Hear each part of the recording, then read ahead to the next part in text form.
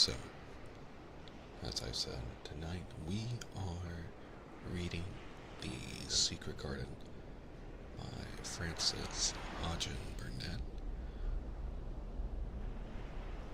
provided by the Library of Congress.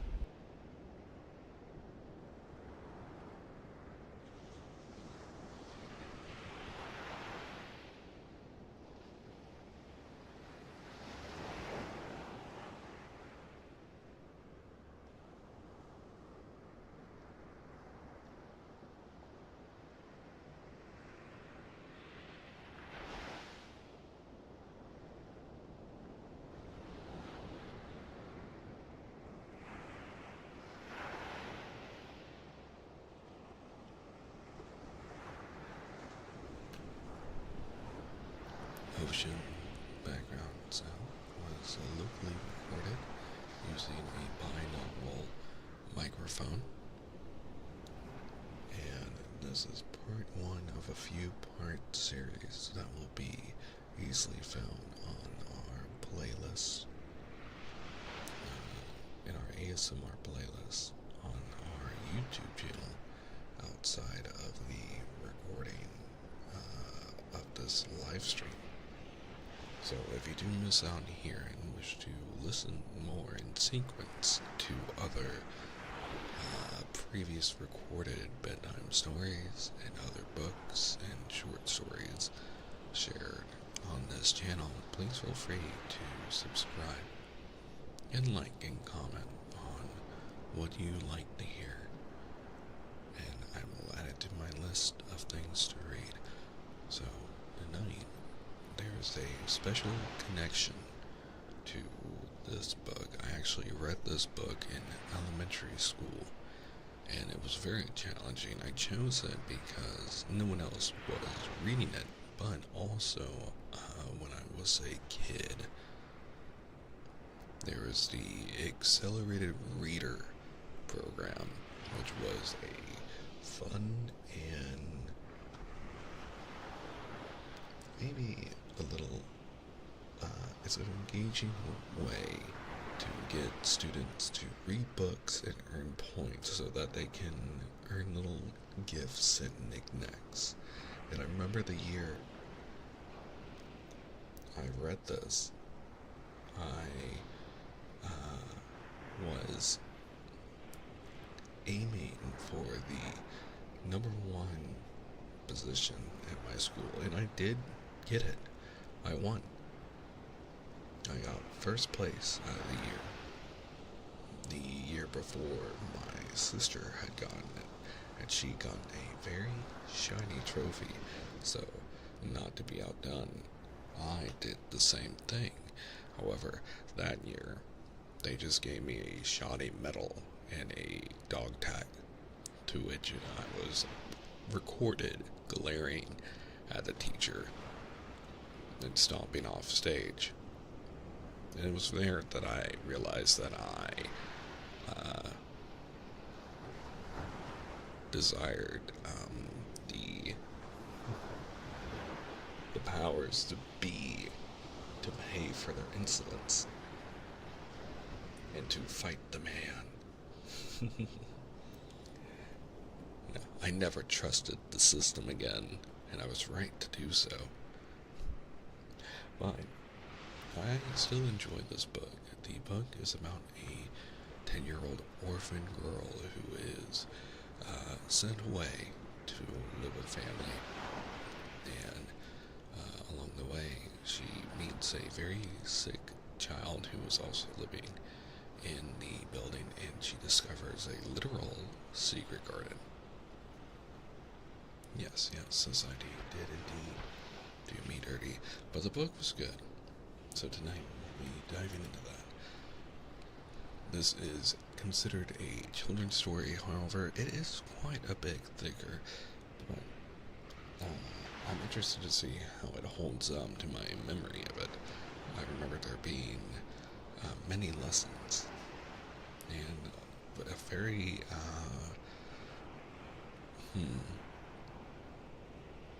it was very dry to young child me. So I'm interested to see how the story holds up, or if I potentially enjoy it more now that I'm older. But let's go ahead and dive in.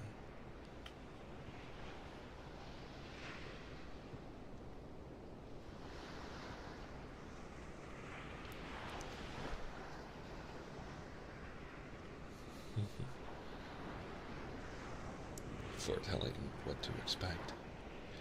It seems scarcely bearable to leave such delightfulness, found on page 231.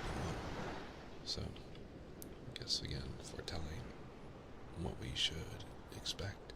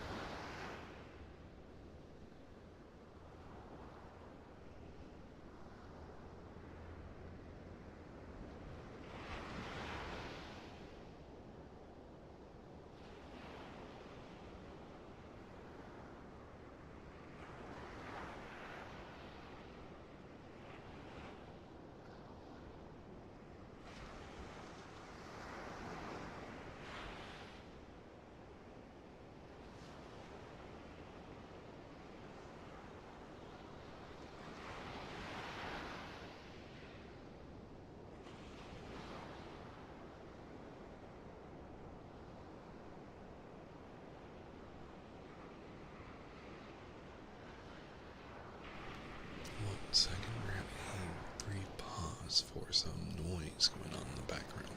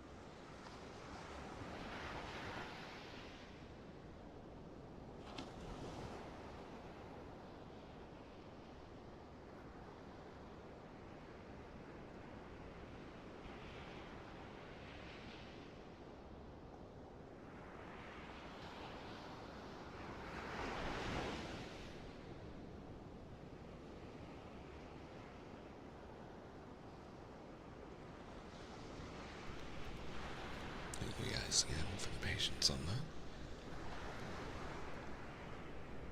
We work around what we can with living with other people and not having a proper recording studio. Needs must in these dark times where everything is expensive. But which is very poignant for the writing of this book. It was actually also established and written during a time of lesser economic equality and nearing the end of the Industrial Revolution, I believe. There is a lot more, how do you say, there's less money and availability for a lot of people during this time, but a lot of people were falling on hard times. So this book could actually be a good way to look back at how other people lived. So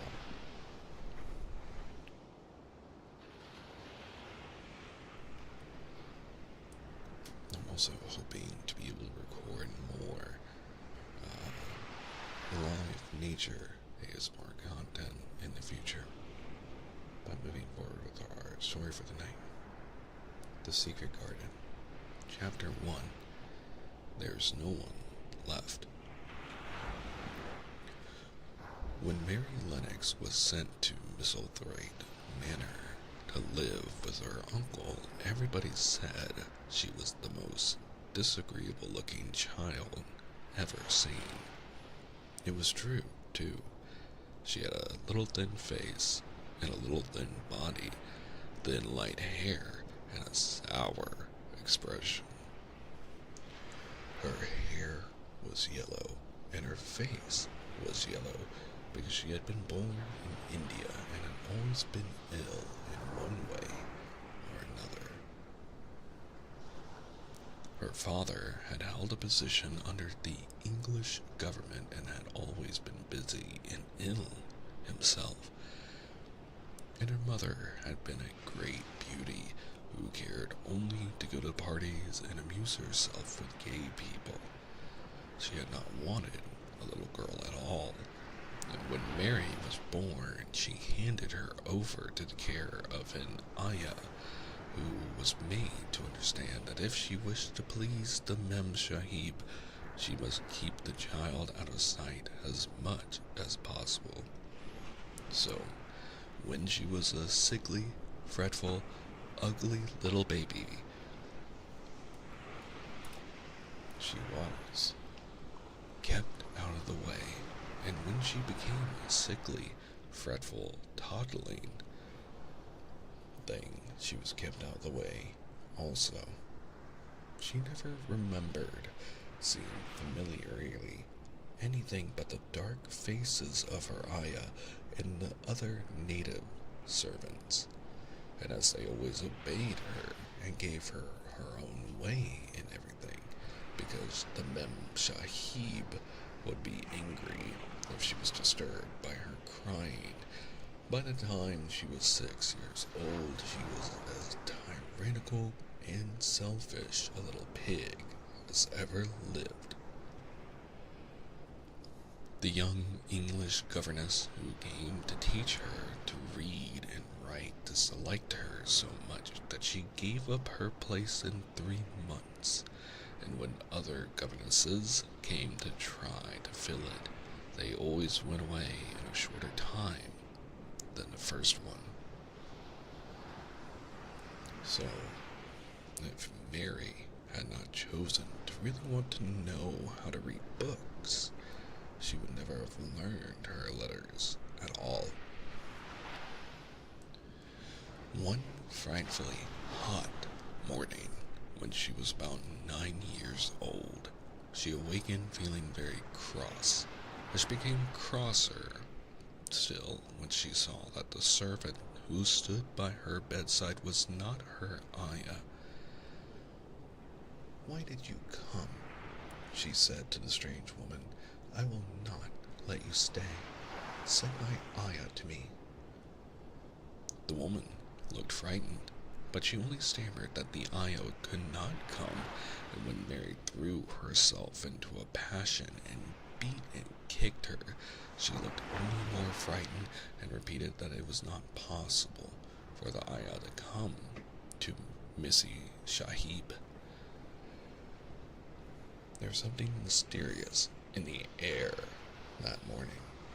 Nothing was done in its regular order, and several of the native servants seemed missing, while those whom Mary saw slunk or hurried about with ashy and scared faces. But no one would tell her anything, and her ayah did not come. She was actually left alone as the morning went on, and at last she wandered out into the garden and began to play by herself under a tree near the veranda. She pretended that she was making a flower bed, and she stuck big scarlet hibiscus blossoms into little heaps of earth, all the time growing more and more angry and muttering to herself the things she would say and the name she would call Sadie when she returned. Pig, pig, daughter of pigs, she said, because to call a native of a pig is the worst insult of all. She was grinding her teeth and saying this over and over again when she heard her mother come out on the veranda with someone. She was with a fair young man, and they stood talking together in a low, strange voice. Mary knew the fair young man who looked like a boy. She had heard that he was a very young officer who had just come from England. The child stared at him, but she stared most at her mother. She always did this when she had a chance to see her, because the Mem Shahib, Mary used to call her that oftener than anything else, was such a tall, slim, pretty person, and wore such lovely clothes. Her hair was like curly silk, and she had a delicate little nose which seemed to be disdaining things, and she had large, laughing eyes. All her clothes were thin and floating, and Mary said they were full of lace. They looked fuller of lace than ever this morning, but her eyes were not laughing at all. They were large and scared, and lifted imploringly to the fair boy officer's face. "Is it so very bad? Oh, is it?" Mary heard her say. "Awfully," the young man answered in a trembling voice. "Awfully, Mrs. Lennox. You ought to have gone to the hills 2 weeks ago." The Mem Shahib wrung her hands. "Oh, I know, my aunt," she cried. "Only stayed to go to that silly dinner party. What a fool I was." At that very moment, such a loud sound of wailing broke out from the servants' quarters that she clutched the young man's arms, and Mary stood shivering from head to foot. The wailing grew wilder and wilder. "What is it? What is it?" Mrs. Lennox gasped. "Someone has died," answered the boy officer. "You did not say it had broken out among your servants." "I did not know," the Mem Shahib cried. Come with me," and she turned and ran into the house. After that, appalling things happened, and the mysteriousness of the morning was explained to Mary. The cholera had broken out in its most fatal form, and people were dying like flies. The ayah had been taken ill in the night, and it was because she had just died that the servants had wailed in the huts. Before the next day, 3 other servants were dead, and others had ran away in terror. There was panic on every side, and dying people in all the bungalows. During the confusion and bewilderment of the second day, Mary hid herself in the nursery and was forgotten by everyone. Nobody thought of her. Nobody wanted her. And strange things happened of which she knew nothing. Mary alternately cried and slept through the hours. She only knew that people were ill, and that she heard mysterious and frightening sounds. Once, she crept into the dining room and found it empty, though a partly finished meal was on the table, and chairs and plates looked as if they had been hastily pushed back when the diners rose suddenly for some reason. The child ate some fruit and biscuits, and being thirsty, she drank a glass of wine which stood nearly filled. It was sweet, and she did not know how strong it was. Very soon it made her intensely drowsy, and she went back to her nursery and shut herself in again, frightened by the cries she heard in the huts and by the hurrying sounds of feet. The wine made her so sleepy that she could scarcely keep her eyes open, and she lay down on her bed and knew nothing more for a long time. Many things happened during the hours in which she slept so heavily, but she was not disturbed by the wails and the sound of things being carried in and out of the bungalow. When she awakened, she lay and stared at the wall. The house was perfectly still. She had never known it to be so silent before. She heard neither voices nor footsteps, and wondered if everybody had got well of the cholera and all the trouble was over. She wondered also who would take care of her now her Aya was dead. There would be a new Aya, and perhaps she would know some new stories. Mary had been rather tired of the old ones. She did not cry because her nurse had died. She was not an affectionate child, and had never cared much for anyone. The noise and hurrying about and wailing over the cholera had frightened her, and she had been angry because no one seemed to remember that she was alive. Everyone was too panic-stricken to think of a little girl no one was fond of. When people had the cholera, it seemed that they remembered nothing but themselves. But if everyone had got well again, surely someone would remember and come to look for her. But no one came. And as she lay waiting, the house seemed to grow more and more silent. She heard something rustling on the matting, and when she looked down, she saw a little snake gliding along and watching her with eyes like jewels.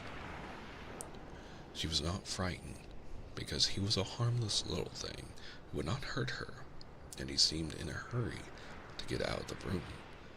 He slipped under the door as she watched him.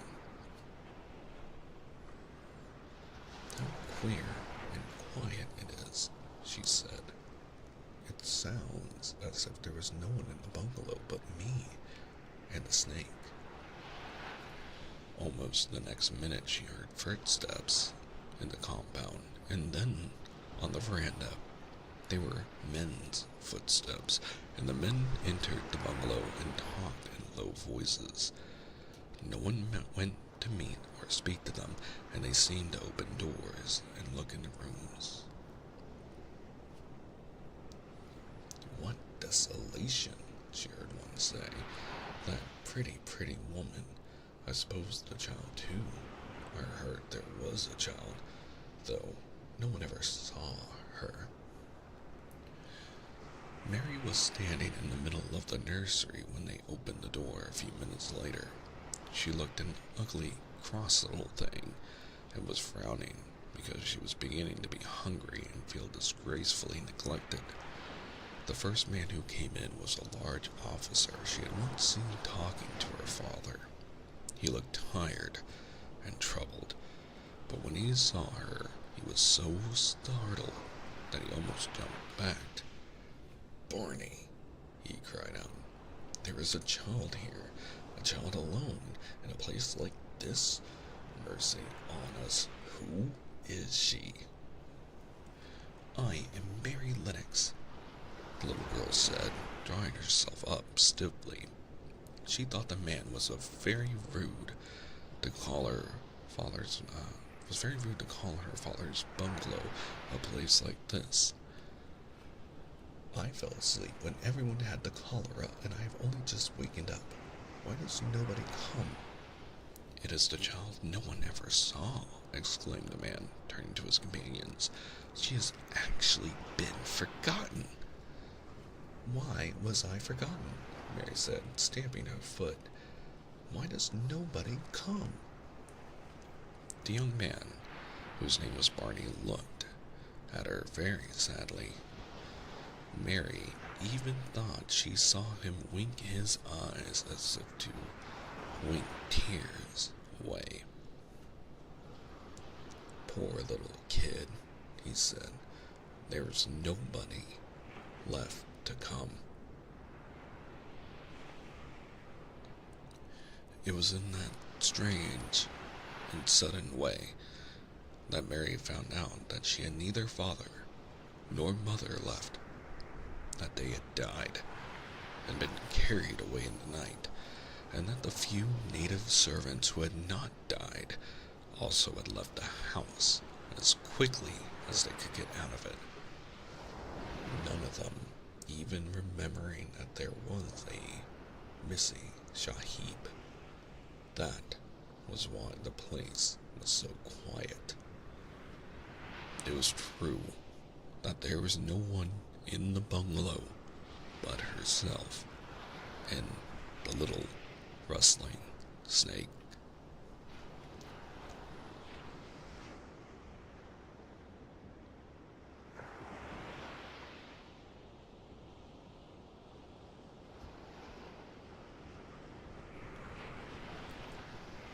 Chapter 2. Mistress Mary Quite Contrary. Mary had liked to look at her mother from a distance, and she had thought her very pretty, but as she knew very little of her, she could scarcely have been expected to love her or to miss her very much when she was gone. She did not miss her at all, in fact, and as she was a self-absorbed child, she gave her entire thought to herself, as she had always done. If she had been older, she would no doubt have been very anxious at being left alone in the world, but she was very young, and as she had always been taken care of, she supposed she always would be. What she thought was that she would like to know if she was going to nice people who would be polite to her and give her her own way, as her Aya and the other native servants had done. She knew that she was not going to stay at the English clergyman's house where she was taken at first. She did not want to stay. The English clergyman was poor, and he had 5 children, nearly all the same age, and they wore shabby clothes, and were always quarreling and snatching toys from each other. Mary hated their untidy bungalow and was so disagreeable to them that after the first day or two, nobody would play with her.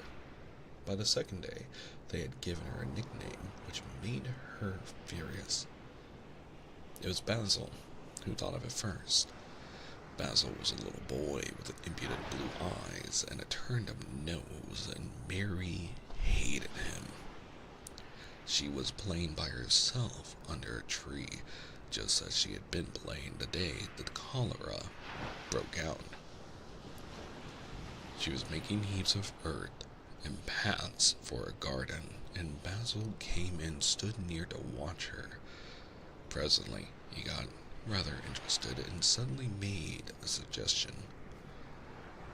"Why don't you put a heap of stones there and pretend it is a rockery?" he said. "There in the middle," and he leaned over her to point. "Go away," cried Mary. "I don't want boys. Go away." For a moment, Basil looked angry, and then he began to tease. He was always teasing his sisters. He danced round and round her and made her faces and sang and laughed.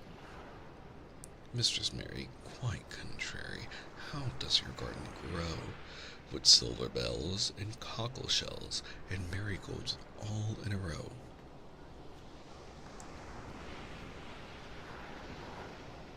He sang it until the other children heard and laughed too, and the crosser Mary got, the more they sang "Mistress Mary, quite contrary," and after that, as long as she stayed with them, they called her Mistress Mary, quite contrary, and when they spoke of her to each other, and often when they spoke to her. "You were going to be sent home," Basil said to her at the end of the week, "and we're glad of it." "I'm glad of it too," answered Mary. "Where is home?" "She doesn't know where her home is," said Basil with 7-year-old scorn. "It's England, of course. Our grandmama lives there, and our sister Mabel was sent to her last year." "You are not going to your grandmama. You have none. You're going to your uncle. His name is Mr. Archibald Craven." "I don't know anything about him," snapped Mary. "I know you don't," Basil answered. "You don't know anything. Girls never do. I heard father and mother talking about him. He lives in a great, big, desolate old house in the country, and no one goes near him. He's so cross he won't let them, and they wouldn't come if he would let them. He's a hunchback, and he's horrid." "I don't believe you," said Mary, and she turned her back and stuck her fingers in her ears, because she would not listen any more. But she thought over it a great deal afterward, and when Mrs. Crawford told her that night that she was going to sail a whale to England in a few days and go to her uncle, Mr. Archibald Craven, who lived at Misselthwaite Manor, she looked so stony and stubbornly uninterested that they did not know what to think about her. They tried to be kind to her, but she only turned her face away when Mrs. Crawford attempted to kiss her, and held herself stiffly when Mr. Crawford patted her shoulder. "She is such a plain child," Mrs. Crawford said pityingly afterward, "and her mother was such a pretty creature. She had a very pretty manner, too, and Mary has the most unattractive ways I ever saw in a child. The children call her Mistress Mary quite contrary, and though it's naughty of them, one can't help understanding it."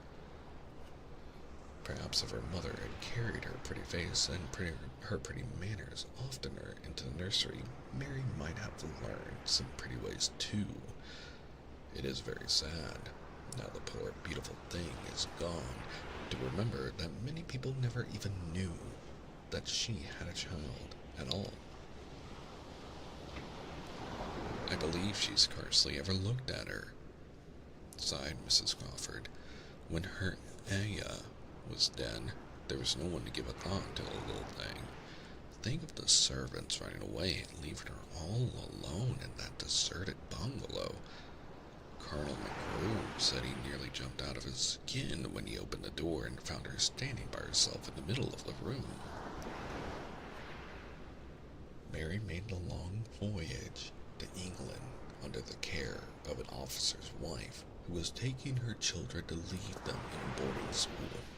She was very much absorbed in her own little boy and girl, and was rather glad to hand the child over to the woman Mr. Archibald Craven sent to meet her in London. The woman was a housekeeper, his housekeeper, at Misselthwaite Manor, and her name was Mrs. Medlock. She was a stout woman with very red cheeks and sharp black eyes. She wore a very purple dress, a black silk mantle with jet fringe on it, and a black bonnet with purple velvet flowers, which stuck up and trembled when she moved her head. Mary did not like her at all, but as she very seldom liked people, there was nothing remarkable in that. Besides which it was very evident Mrs. Medlock did not think much of her.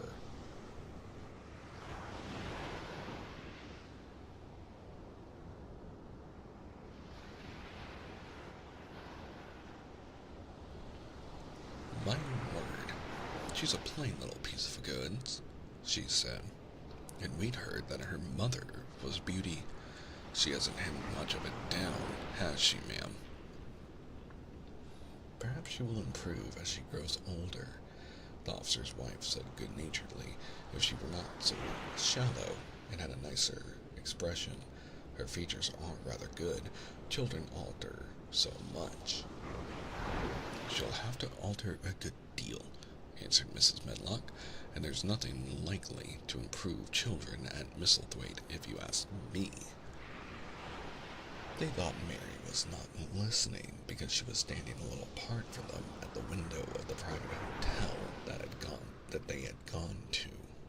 She was watching the passing buses and cabs and people, but she heard quite well and was made very curious about her uncle and the place he lived in.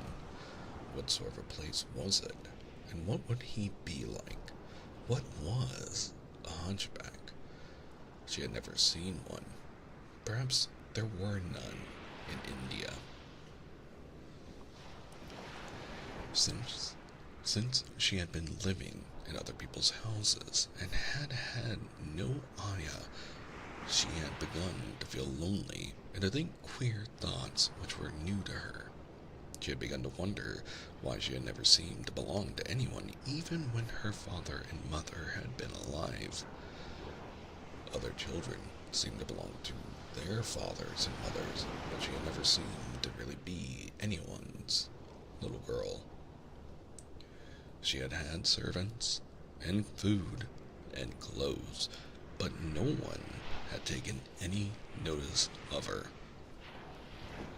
She did not know that this was because she was a disagreeable child, but then, of course, she did not know that she was disagreeable. She often thought that other people were, but she did not know that she was so herself. She thought Mrs. Medlock the most disagreeable person she had ever seen. With her common, highly colored face and her common, fine bonnet, when the next day they set out on their journey to Yorkshire, she walked to the station to the railway carriage with her head up and trying to keep as far away from her as she could, because she did not want to seem to belong to her. It would have made her very angry to think people imagined she was her little girl. But Mrs. Medlock was not in the least disturbed by her and her thoughts. She was the kind of woman who would stand no nonsense from young ones. At least, that is what she would have said if she had been asked. She had not wanted to go to London just when her sister Maria's daughter was going to be married. But she had a comfortable, well-paid place as housekeeper at Misselthwaite Manor, and the only way in which she could keep it was to do at once what Mr. Archibald Craven told her to do. She never dared even to ask a question. Thank you for the hydrate.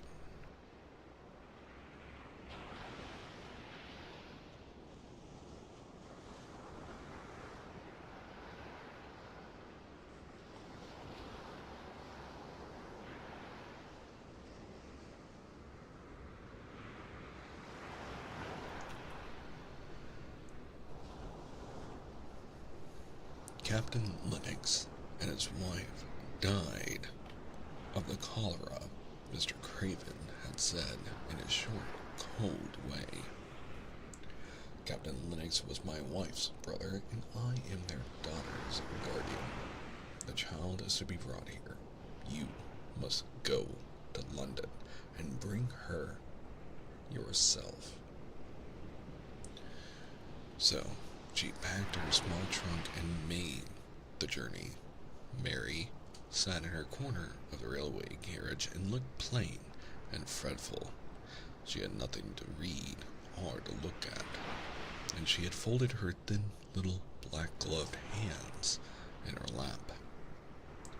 Her black dress made her look yellower than ever, and her limp light hair straggled from under her black crepe hat.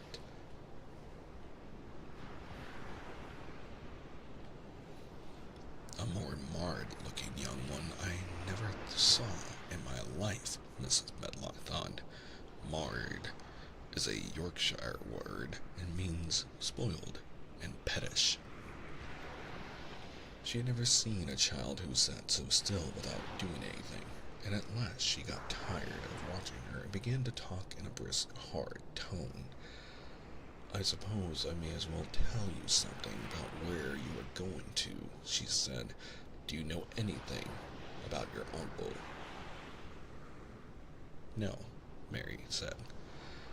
Never heard your father and mother talk about him? No, said Mary, frowning. She frowned because she remembered that her father and mother had never talked to her about anything in particular. Certainly, they had never told her things. Thank you for the hydrate and stretch.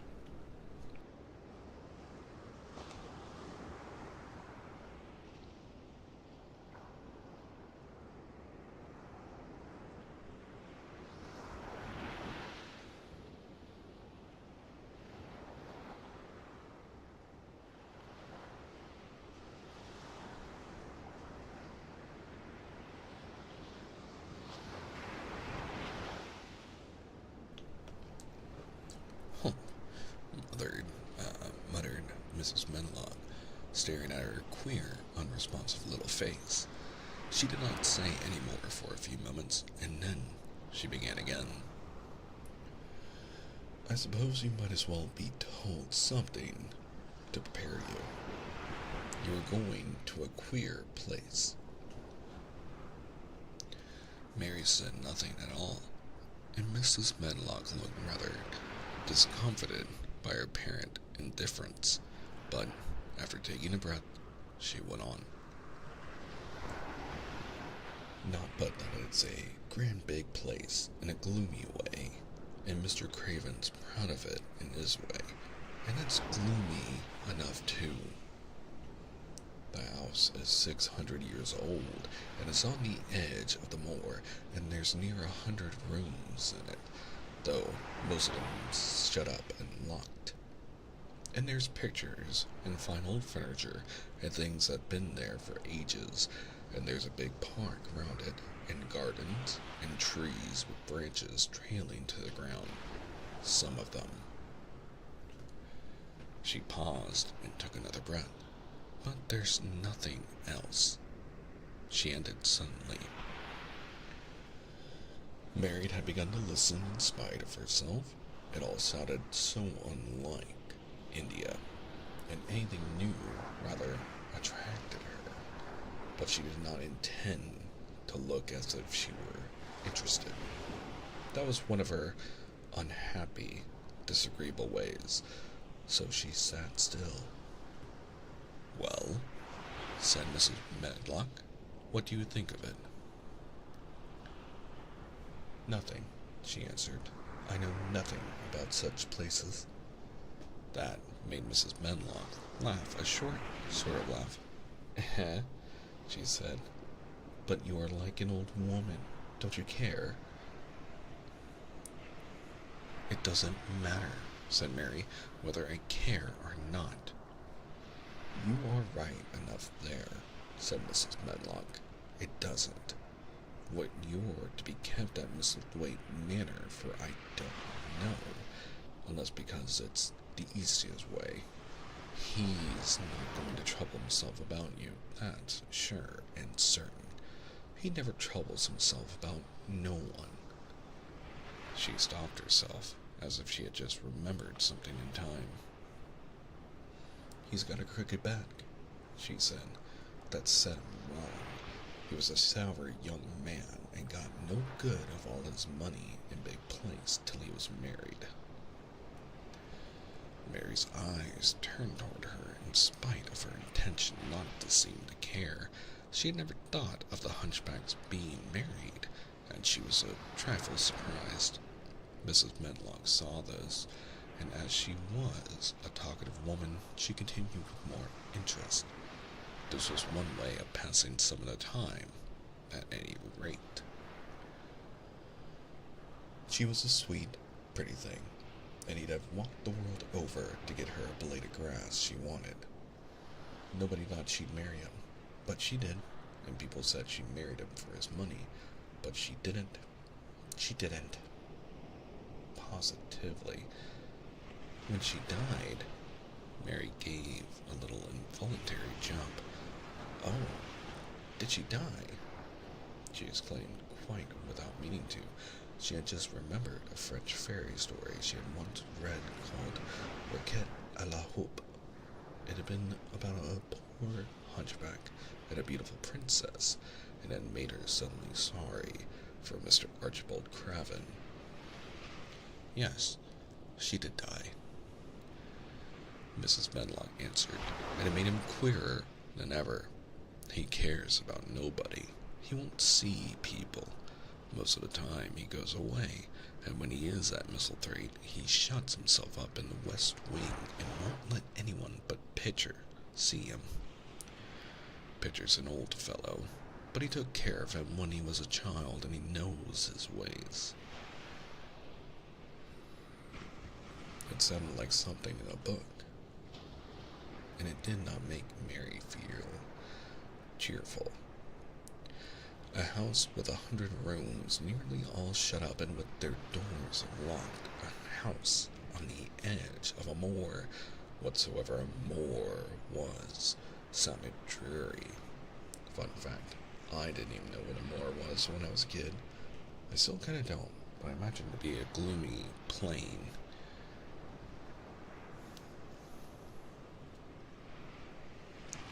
A man with a crooked back who shot himself up so. She stared out the window with her lips pinched together, and it seemed quite natural that the rain should have begun to pour down in gray slanting lines and splash and stream down the window panes. If the pretty wife had been alive, she might have made things cheerful by being something like her own mother, and by running in and out and going to parties as she had done in frocks full of lace. But she was not there anymore.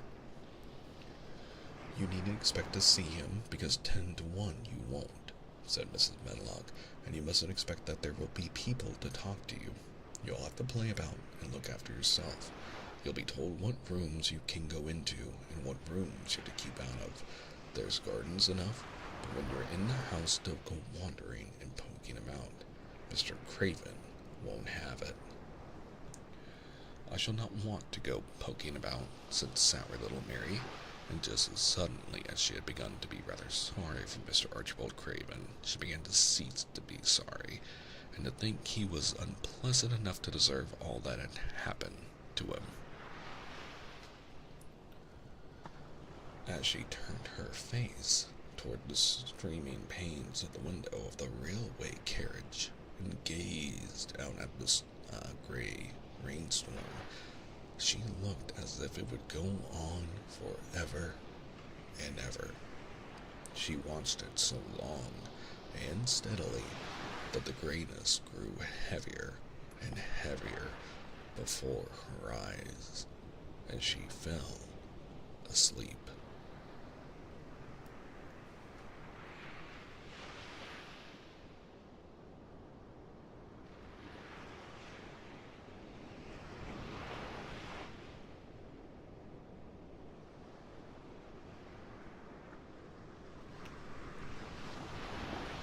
Chapter 3. Across the Moor. She slept a long time, and when she awakened, Mrs. Medlock had bought a lunch basket at one of the stations, and they had some chicken and cold beef and bread and butter and some hot tea. The rain seemed to be streaming down more heavily than ever, and everybody in the station wore wet and glistening waterproofs. The guard lighted the lamps in the carriage, and Mrs. Medlock cheered up very much over tea and chicken and beef. She ate a great deal, and afterward fell asleep herself, and Mary sat and stared at her and watched her fine bonnet slip on one side until she herself fell asleep once more in the corner of the carriage, lulled by the splashing of the rain against the windows. It was quite dark when she awakened again. The train had stopped at a station, and Mrs. Medlock was shaking her. "You have had a sleep," she said. "It's time to open your eyes. We're at the Waite station, and we've got a long drive before us." Mary stood up and tried to keep her eyes open, while Mrs. Medlock collected her parcels. The little girl did not offer to help her because in India, native servants always picked up or carried things, and it seemed quite proper that other people should wait on one. The station was a small one, and nobody but themselves seemed to be getting out of the train. The station master spoke to Mrs. Medlock in a rough, good-natured way, pronouncing his words in a queer, broad fashion, which Mary found out afterward was Yorkshire. "I see that's got back," he said, "and that's brought the young thing with thee." "Aye, that's her," answered Mrs. Medlock, speaking with a Yorkshire accent herself, and jerking her head over her shoulder toward Mary. "How's the missus?" "Well, you know, the carriage is waiting outside for thee." A brougham stood on the road before the little outside platform. Mary saw that it was a smart carriage, and that it was a smart footman who helped her in. His long waterproof coat and the waterproof covering of his hat were shining and dripping with the rain as everything was, the burly station master included. When he shut the door, mounted the box with the coachman, and they drove off, the little girl found herself seated in a comfortably cushioned corner. But she was not inclined to go to sleep again. She sat and looked out the window, curious to see something of the road over which she was being driven to the queer place Mrs. Medlock had spoken of. And she was not at all a timid child, and she was not exactly frightened, but she felt that there was no knowing what might happen in a house with 100 rooms, nearly all shut up. A house standing on the edge of a moor. "What is a moor?" she said suddenly to Mrs. Matlock. "Look out the window in about 10 minutes and you'll see," the woman answered. "We've got to drive 5 miles across Missile Moor before we get to the manor. You won't see much because it's dark at night, but you can see something." Mary asked no more questions, but waited in the darkness of her corner, keeping her eyes on the window. The carriage lamps cast rays of light a little distance ahead of them, and she caught glimpses of the things they passed. After they had left the station, they had driven through a tiny village, and she had been whitewashed cottages, and she had seen whitewashed cottages and the lights of a public house. Then they had passed a church and a vicarage, and a little shop window or so in a cottage with toys and sweets and odd things set out for sale. Then they were on the high road, and she saw hedges and trees. After that, there seemed nothing different for a long time, or at least it seemed a long time to her. At last, the horses began to go more slowly, as if they were climbing uphill, and presently there seemed to be no more hedges and no more trees. She could see nothing, in fact, but a dense darkness on either side. She leaned forward and pressed her face against the window, just as the carriage gave a big jolt. We're on the moor now, sure enough," said Mrs. Medlock. The carriage lamps shed a yellow light on a rough-looking road which seemed to be cut through bushes and low-growing things which ended in the great expanse of dark, apparently spread out before and around them. A wind was rising and making a singular, wild, low, rushing sound. It's not the sea, is it?" said Mary, looking round at her companion. "No, not it," answered Mrs. Medlock. "Nor it isn't fields, nor mountains. It's just miles and miles and miles of wild land that nothing grows on but heather and gorse and broom, and nothing lives on but wild ponies and sheep."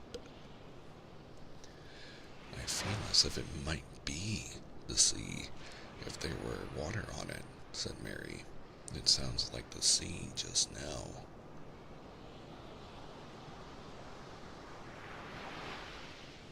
"That's the wind blowing through the bushes," Mrs. Medlock said.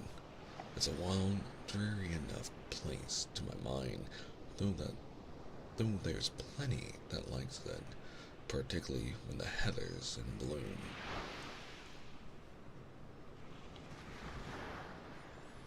On and on they drove through the darkness, and though the rain stopped, the wind rushed by and whistled and made strange sounds. The road went up and down, and several times the carriage passed over a little bridge beneath which water rushed very fast with a great deal of noise. Mary felt as if the drive would never come to an end, and that the wide, bleak moor was a wide expanse of black ocean through which she was passing on a strip of dry land. "I'm glad you're enjoying the immersion." "I don't like it," she said to herself. "I don't like it. and she pinched her thin lips more tightly together.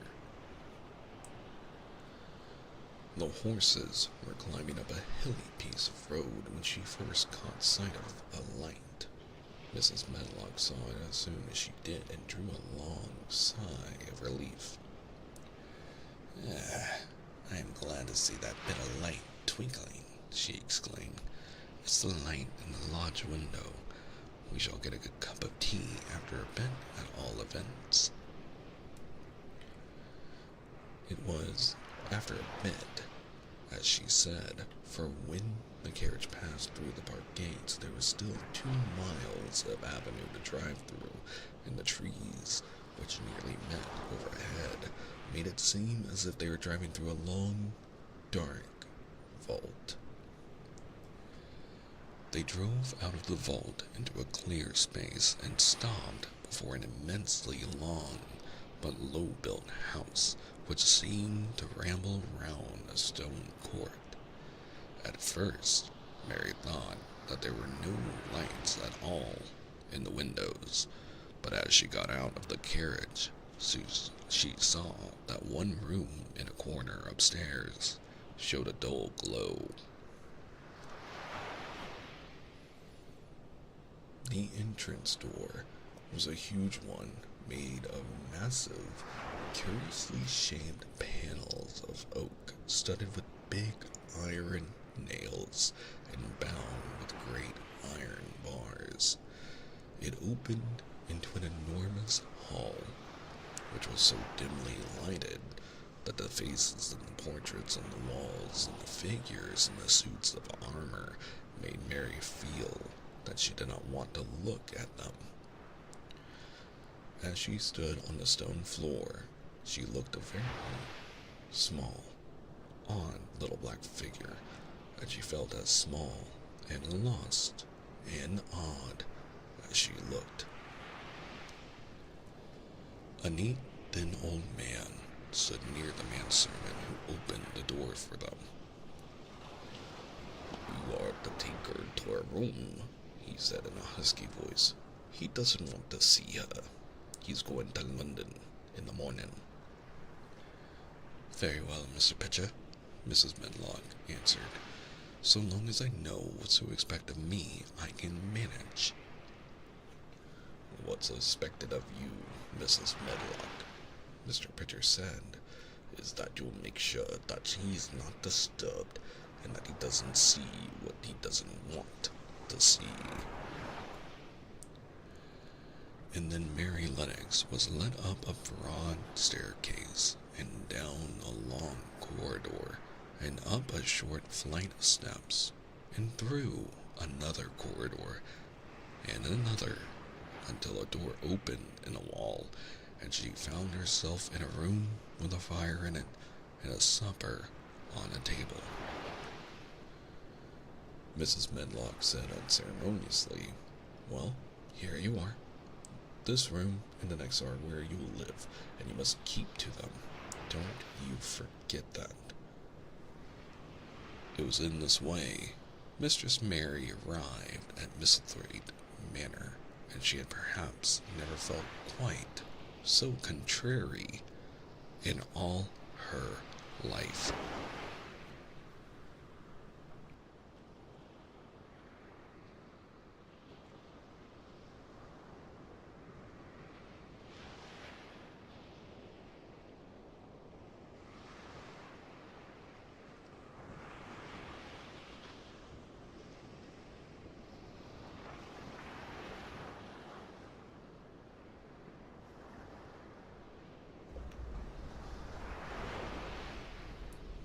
Chapter 4. Martha. When she opened her eyes in the morning, it was because a young housemaid had come into her room to light the fire and was kneeling on the hearth rug, raking out the cinders noisily.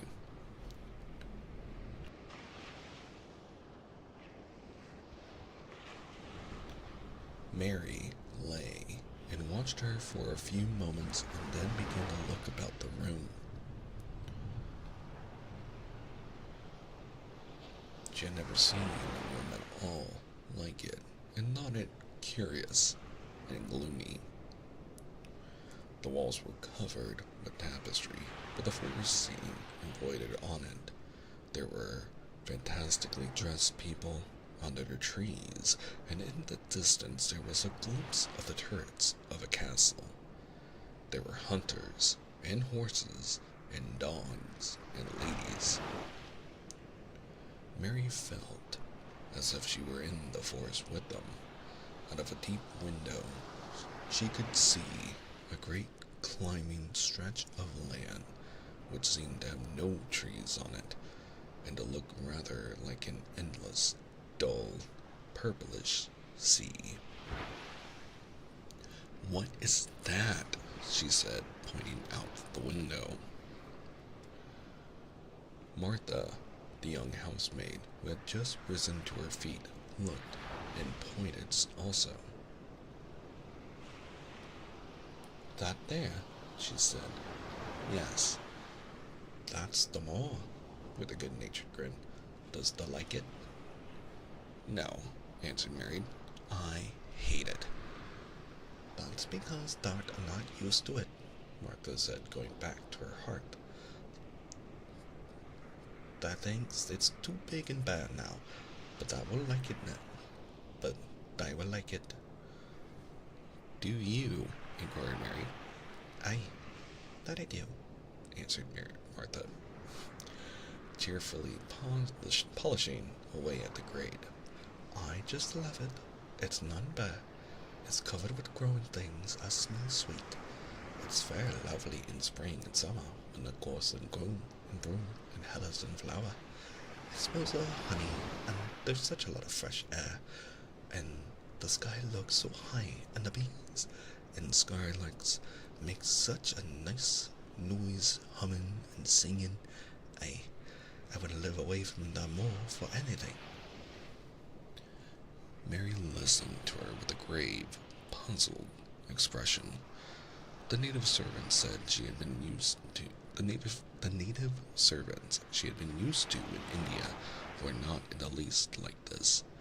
They were obsequious and servile, and did not presume to talk to their masters as if they were equals. They made salams and called them protector of the poor and names of that sort. Indian servants were commanded to do things, not asked.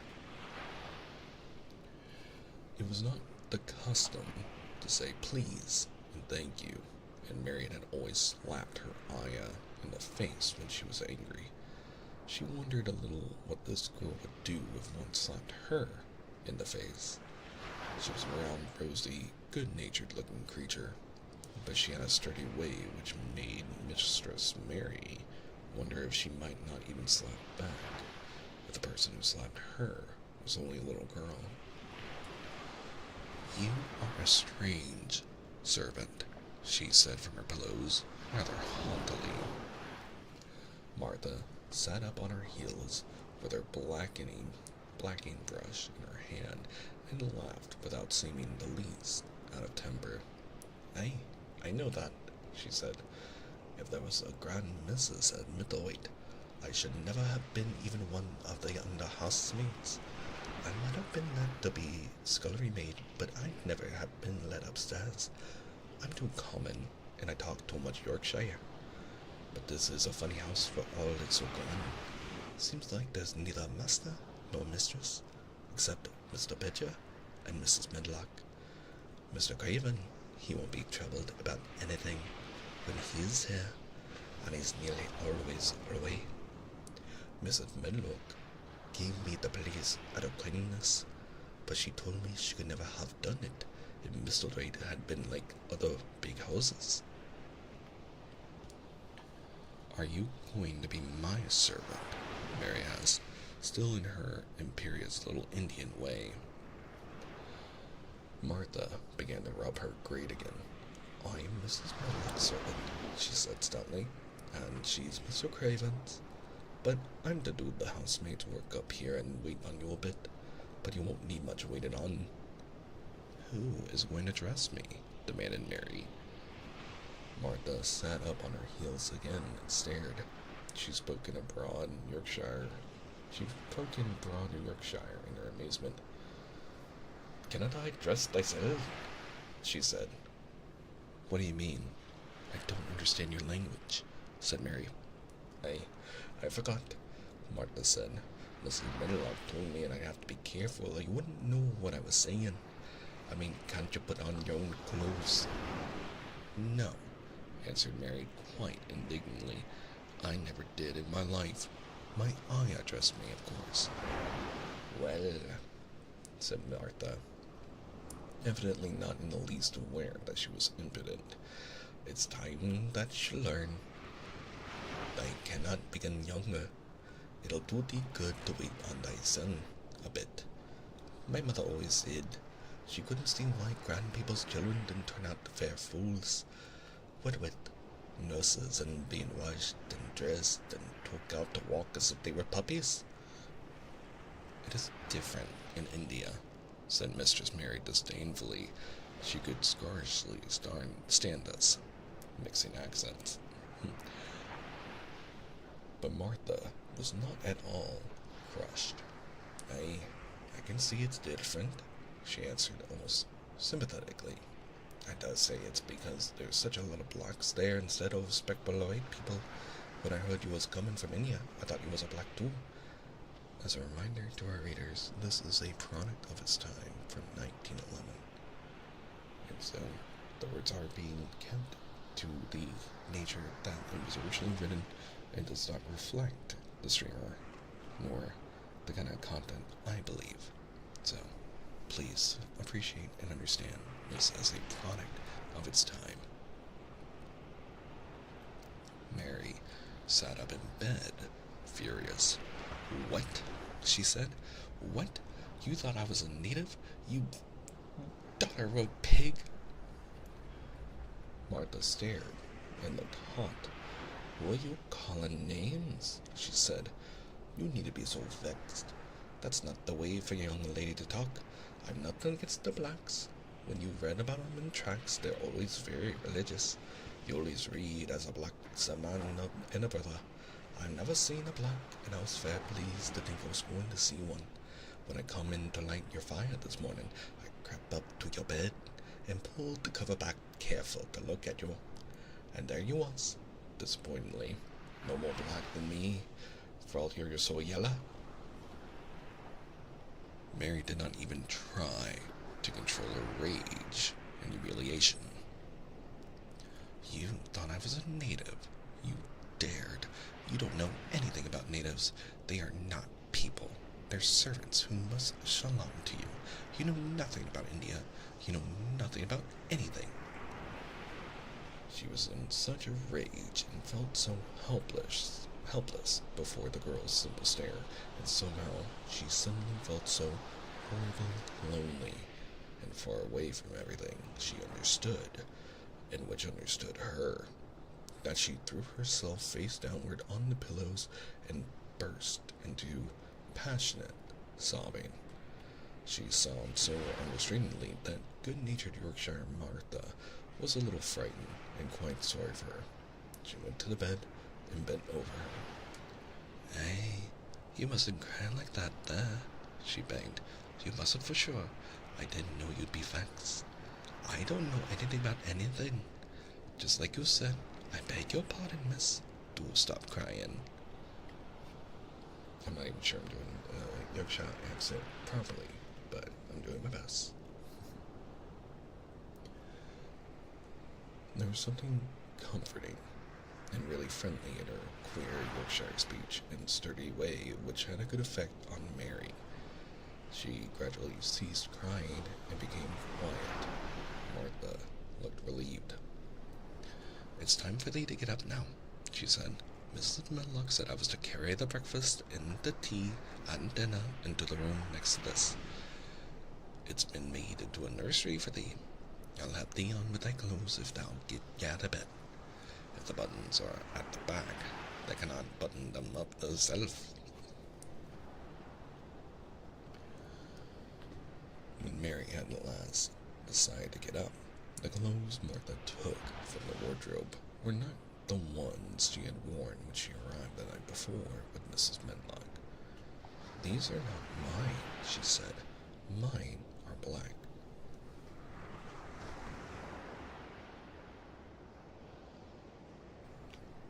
She looked. The thick white wool coat and dress over, and added with cool approval. "Those are nicer than mine." "These are the ones that must put on," Martha answered. "Mr. Craven ordered Mrs. Medlock to get him in London.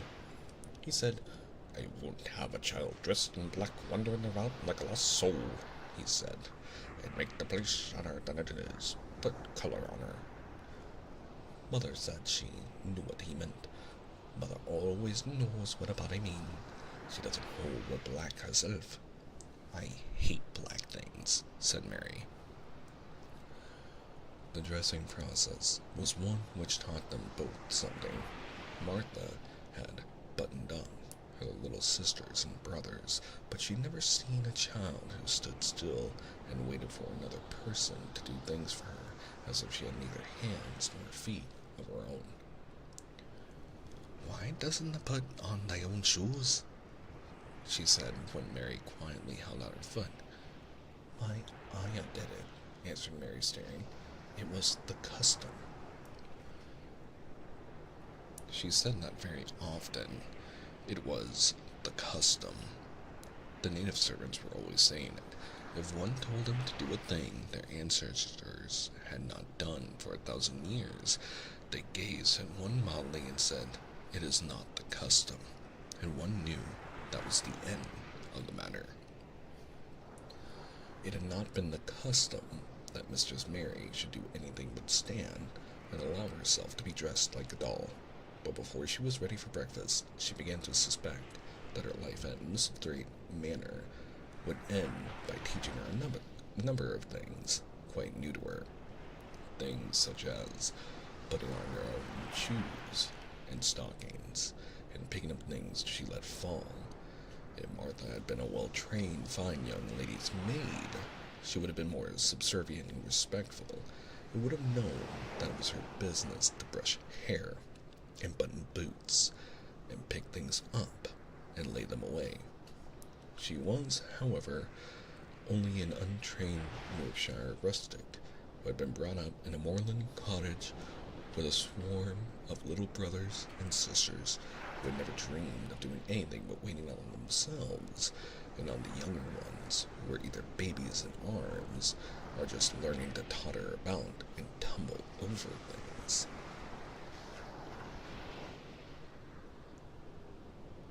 If Mary Lennox had been a child who was ready to be amused, she would perhaps have laughed at Martha's readiness to talk, but Mary only listened to her coldly and wondered at her freedom of manner. At first, she was not at all interested, but gradually, as the girl rattled on in her good-tempered, homely way, Mary began to notice what she was saying. You should see 'em all," she said. "There's 12 of us, and my father only gets 16 shillings a week. I can tell you my mother's put to it to get porridge for 'em all. They tumble about on the moor and play there all day, and mother says the air of the moor fattens 'em. She says she believes they eat the grass same as the wild ponies do. Or thinking, he's 12 years old, and he's got a young pony he calls his own." "Where did he get it?" asked Mary. "He found it on the moor with his mother when it was a little one, and he began to make friends with it and give it bits of bread and pluck young grass for it. And he got to like him, so it follows him back and lets him get on its back. Dickens a kind lad, and none of us like him." Mary had never possessed an animal pet of her own, and had always thought she would like one, so she began to feel a slight interest in Dickon, as she had never before been interested in anyone but herself. It was the dawning of a healthy sentiment. When she went into the room which had been made into a nursery for her, she found that it was rather like the one she had slept in. It was not a child's room, but a grown-up person's room. with gloomy old pictures on the walls and heavy old oak chairs. A table in the center was set with a good substantial breakfast, but she had always had a very small appetite. And she looked with something more than indifference at the first plate Martha set before her. "I don't want it," she said. "Thy doesn't want thy porridge," Martha exclaimed incredulously. "No. That doesn't know how good it is. Put a bit of treacle on it, or a bit of sugar." "I don't want it," repeated Mary. Said Martha. "I can't abide to see good victuals go to waste. If our children was at this table, they'd clean it bare in 5 minutes." "Why?" said Mary coldly. "Why?" echoed Martha. "Because they scarce ever had their stomachs so full in their lives. They're as hungry as young hawks and foxes." "I don't know what it is to be hungry," said Mary with the indifference of ignorance. Martha looked indignant. "Well, it would do thee good to try it. I can see that plain enough," she said outspokenly. "I've no patience with folk as sits and just stares at good bread and meat. My what! Don't I wish Dakin and Phil and Jane and the rest of them had what's here under their pinafores?" "Why don't you take it to them?" suggested Mary. "It's not mine," answered Martha stoutly, "and this isn't my day out. I get my day out once a month, same as the rest. Then I go home and clean up for Mother and give her a day's rest." Mary drank some tea and ate a little toast and some marmalade. "You wrap up warm and run out and play, you," said Martha. "It'll do you good and give you some stomach for your meat." Mary went to the window. There were gardens and paths and big trees, but everything looked dull and wintry. Out? Why should I go out on a day like this? "Well, if that doesn't go out, they'll have to stay in, and what has that got to do?" Mary glanced about her. There was nothing to do. When Mrs. Maidlock had prepared the nursery, she had not thought of amusement. Perhaps it would be better to go and see what the gardens were like. "Will you go with me?" she inquired. Martha stared at her. "You'll go by yourself," she answered. "You'll have to learn to play like other children does when they haven't got sisters and brothers. Or Dickon goes off on the moor by himself and plays for hours. That's how he made friends with the pony. He's got sheep on the moor that knows him, and birds as comes and eats out of his hand. However little there is to eat, he always saves a bit of his bread to cook's his pets." It was really this mention of Dickon which made Mary decide to go out, though she was not aware of it. There would be birds outside, though there would not be ponies or sheep. They would be different from the birds in India, and it might amuse her to look at them. Martha found her coat and hat for her, and a pair of stout little boots, and she showed her way downstairs. "If they go round that way, they'll come to the gardens," she said, pointing to a gate in a wall of shrubbery. "There's lots of flowers in the summertime, but there's nothing blooming now." She seemed to hesitate a second before she added, "One of the gardens is locked up. No one has been in it for 10 years. "Why?" asked Mary in spite of herself. Here was another locked door added to the 100 in a strange house. "Mr. Craven had it shut when his wife died so sudden. He won't let no one go inside. It was her garden. He locked the door and dug a hole and buried the key. There's Mrs. Medlock's bell ringing.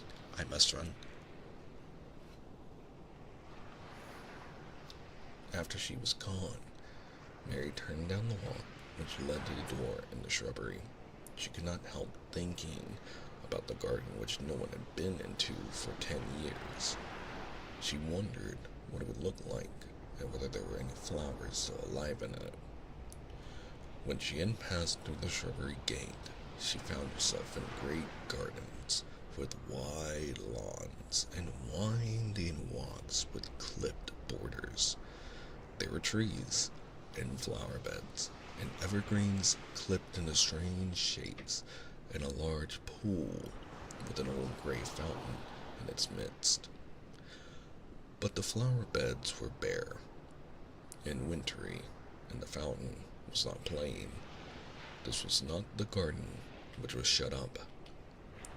How could a garden be shut up? You could always walk into a garden. She was just thinking this when she saw that, at the end of the path she was following, there seemed to be a long wall with ivy growing over it. She was not familiar enough with England to know that she was coming upon the kitchen gardens where the vegetables and fruit were growing.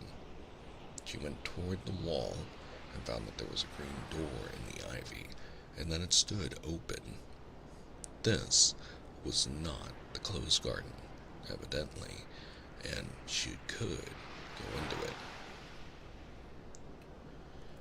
She went through the door and found that it was a garden with walls all around it, and that it was only one of several walled gardens which seemed to open into another.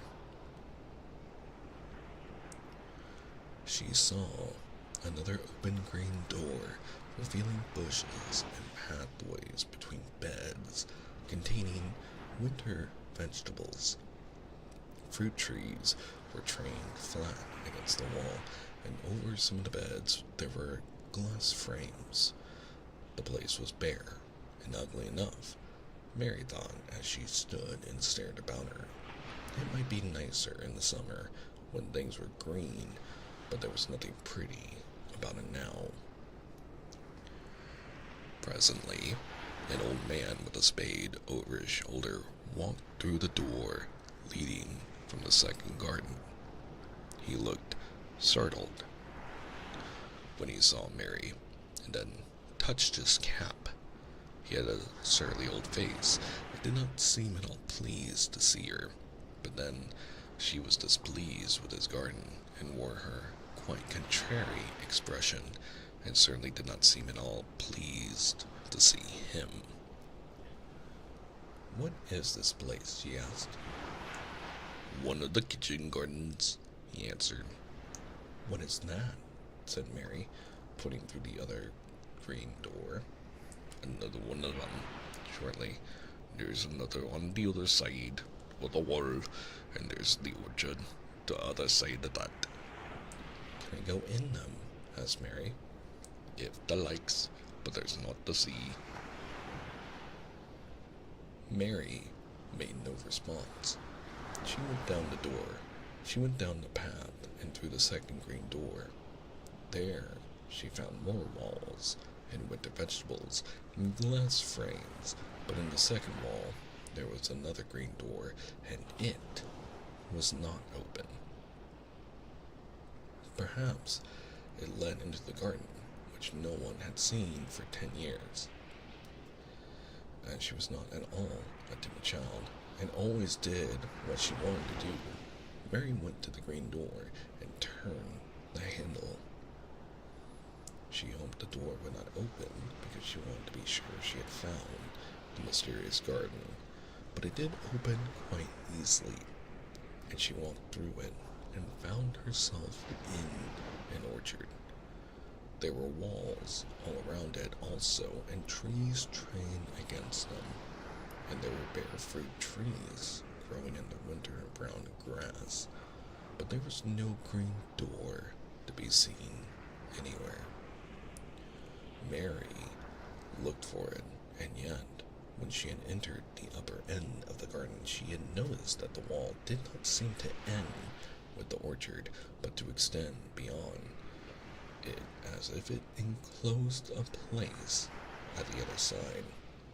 She could see the tops of trees above the wall, and when she stood still, she saw a bird with a bright red breast sitting on the topmost branch of one of them, and suddenly he burst into his winter song, almost as if he had caught sight of her and was calling to her.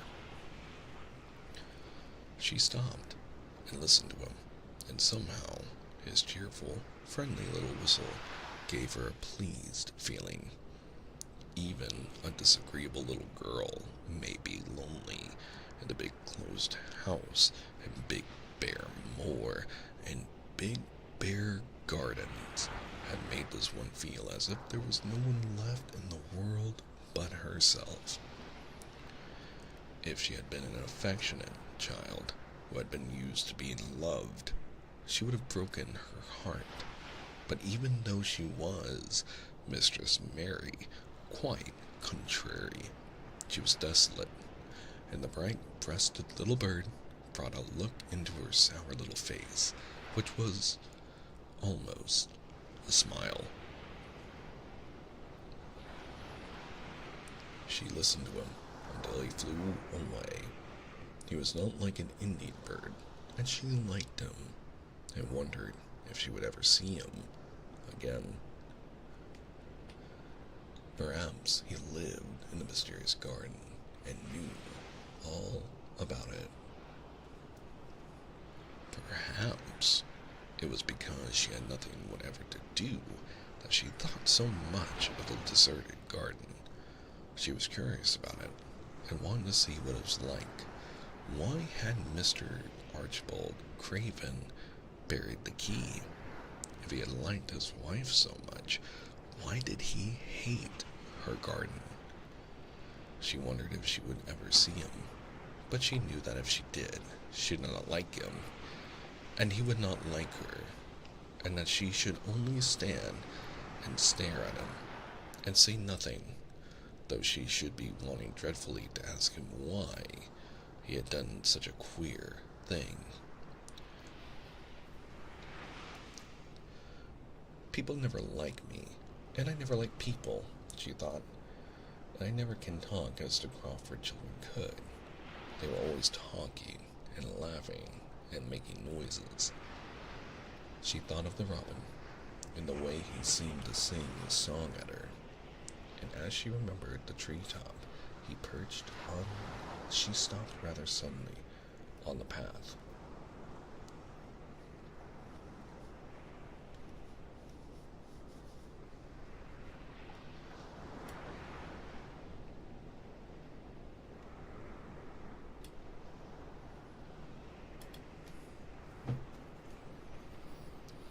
I believe that tree was in the secret garden.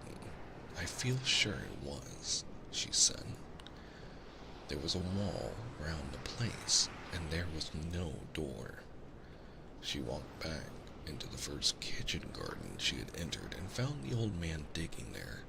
She went and stood beside him and watched him a few moments in her cold little way. He took no notice of her, and so at last she spoke to him. I have been into the other garden, she said. There is nothing to prevent thee, he answered curtly. I went into the orchard. There was no dog at the door to bite thee, he answered. There is no door there into the other garden, said Mary. What garden? He said in a rough voice, stopping his digging for a moment. The one on the other side of the wall, answered Mistress Mary. There are trees there. I saw the tops of them. A bird with a red breast was sitting on one of them, and he sang. To her surprise, the surly old weather-beaten face actually changed its expression. A slow smile spread over it, and the gardener looked quite different. It made her think that it was curious how much nicer a person looked when he smiled. She had not thought of it before. He turned about to the orchard side of his garden and began to whistle, a low, soft whistle. She could not understand how such a surly man could make such a coaxing sound. Almost the next moment, a wonderful thing happened. She heard a soft little rushing flight through the air, and it was the bird with the red breast flying to them, and he actually alighted on the big clod of earth quite near to the gardener's foot. Here he is, chuckled the old man, and then he spoke to the bird as if he were speaking to a child. Where's I been, the cheeky little beggar? He said. I've not seen thee before today, as I begun to coin this early in the season. Art too forward. The bird put his tiny head on one side and looked up at him with a soft, bright eye, which was like a black dewdrop. He seemed quite familiar and not the least afraid. He hopped about and pecked the earth briskly, looking for seeds and insects. It actually gave Mary a queer feeling in her heart because he was so pretty and cheerful and seemed so like a person.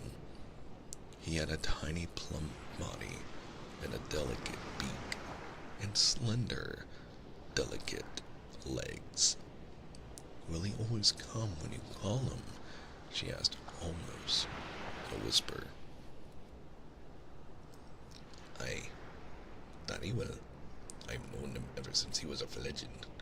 He come out of the nest in the other garden, and when first he flew over the wall, he was too weak to fly back for a few days, and we got friendly. When he went over the wall, again the rest of the brood was gone, and he was lonely, and he came back to me. What kind of bird is he? Mary asked. Doesn't know. He's a robin redbreast, and they're the friendliest, curiousest birds alive. They're almost as friendly as dogs, if you know how to get on with them. Watch him pecking them out there and looking around at us now and again. He knows we're talking about him.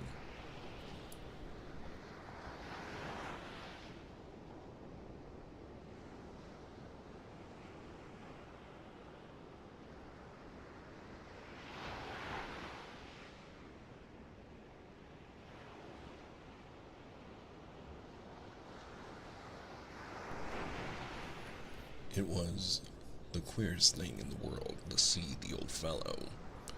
He looked at the plump little scarlet waistcoated bird as if he were both proud and fond of him. He's a conceited one, he chuckled. He likes to hear folk talk about him. And curious, bless me, there never was a lack for curiosity in meddling. He's always coming to see what I'm planting. He knows all the things Mr. Craven never troubles himself to find out. He's the head gardener, he is. The robin hopped about busily, pecking the soil, and now and then stopped and looked at them a little. Mary thought his black dewdrop eyes gazed at her with great curiosity. It really seemed as if he were finding out all about her. The queer feeling in her heart increased.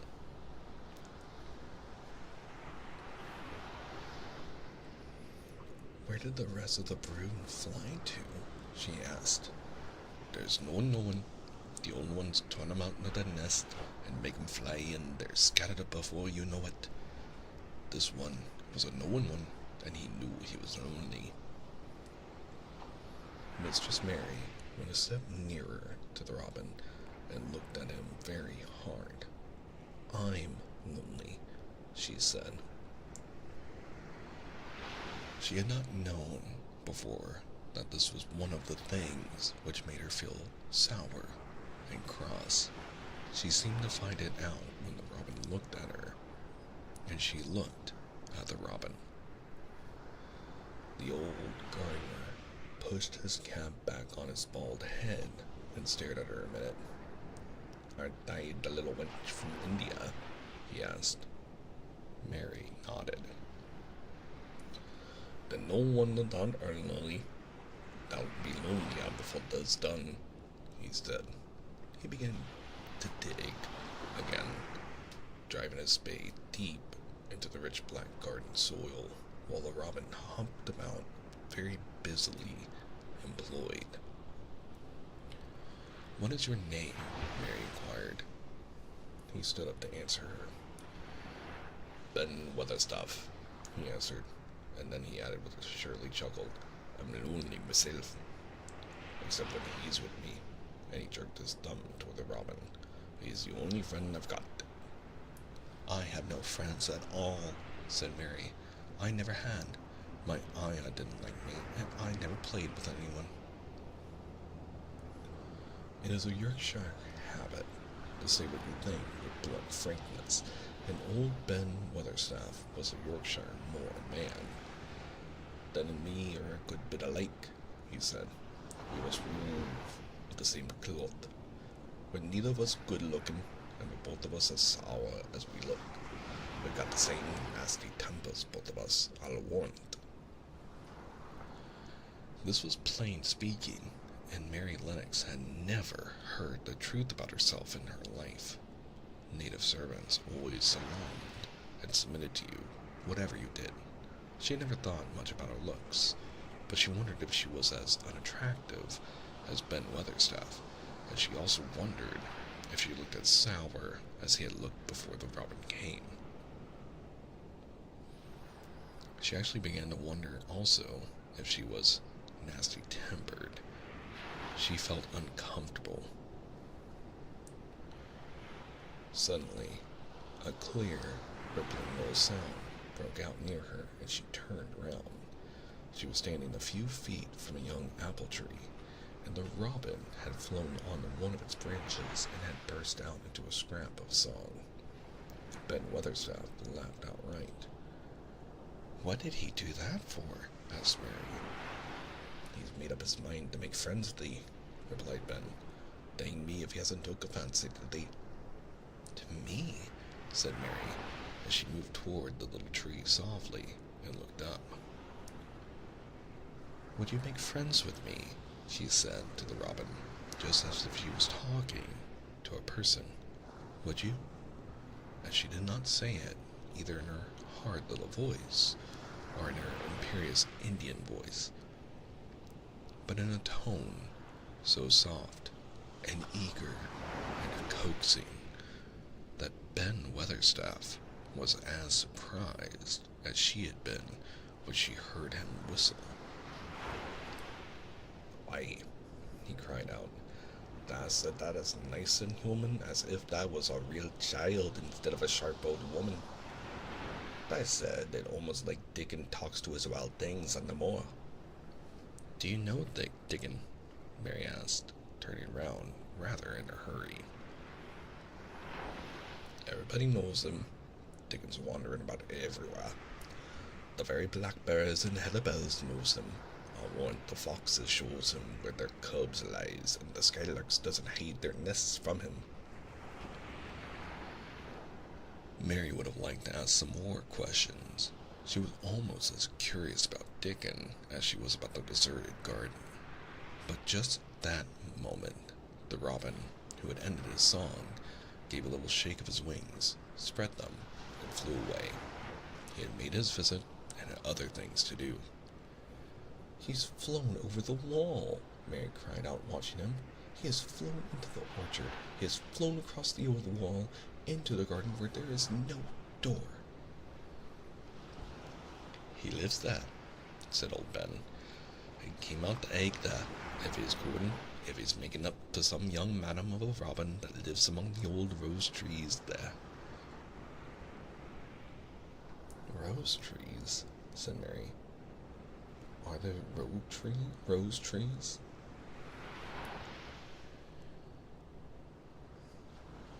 Ben Weatherstaff took up his spade again and began to dig. There was 10 years ago, he mumbled. I should like to see them, said Mary. Where is the green door? There must be a door somewhere. Ben drove his spade deep and looked as uncompanionable as he had looked when she first saw him. There was 10 years ago, but there isn't now, he said. No door, cried Mary. There must be.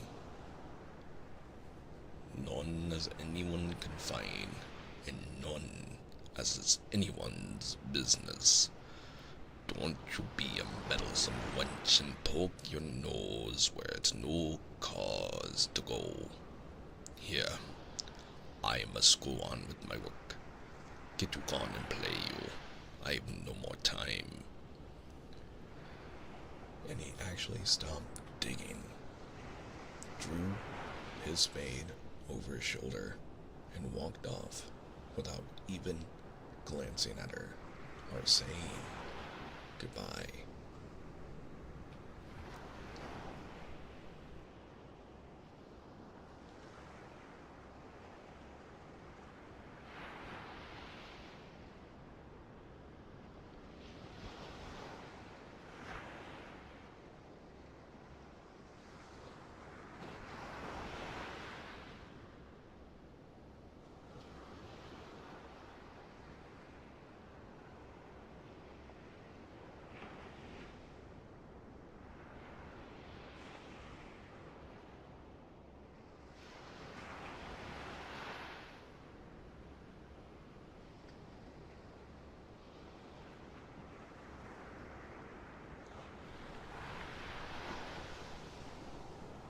Chapter 5.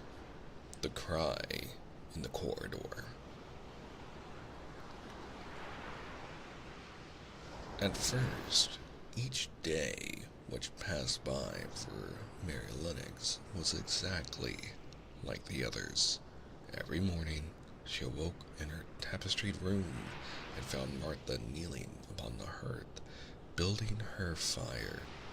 Every morning, she ate her breakfast in the nursery, which had nothing amusing in it, and after each breakfast, she gazed out of the window across to the huge moor, which seemed to spread out on all sides and climb up to the sky.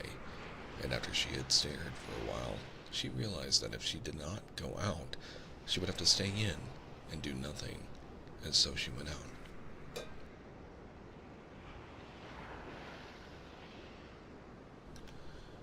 She did not know that this was the best thing she could have done. And she did not know that when she began to walk quickly, or even run along the paths and down the avenue, she was stirring her slow blood and making herself stronger by fighting with the wind which swept down from the moor.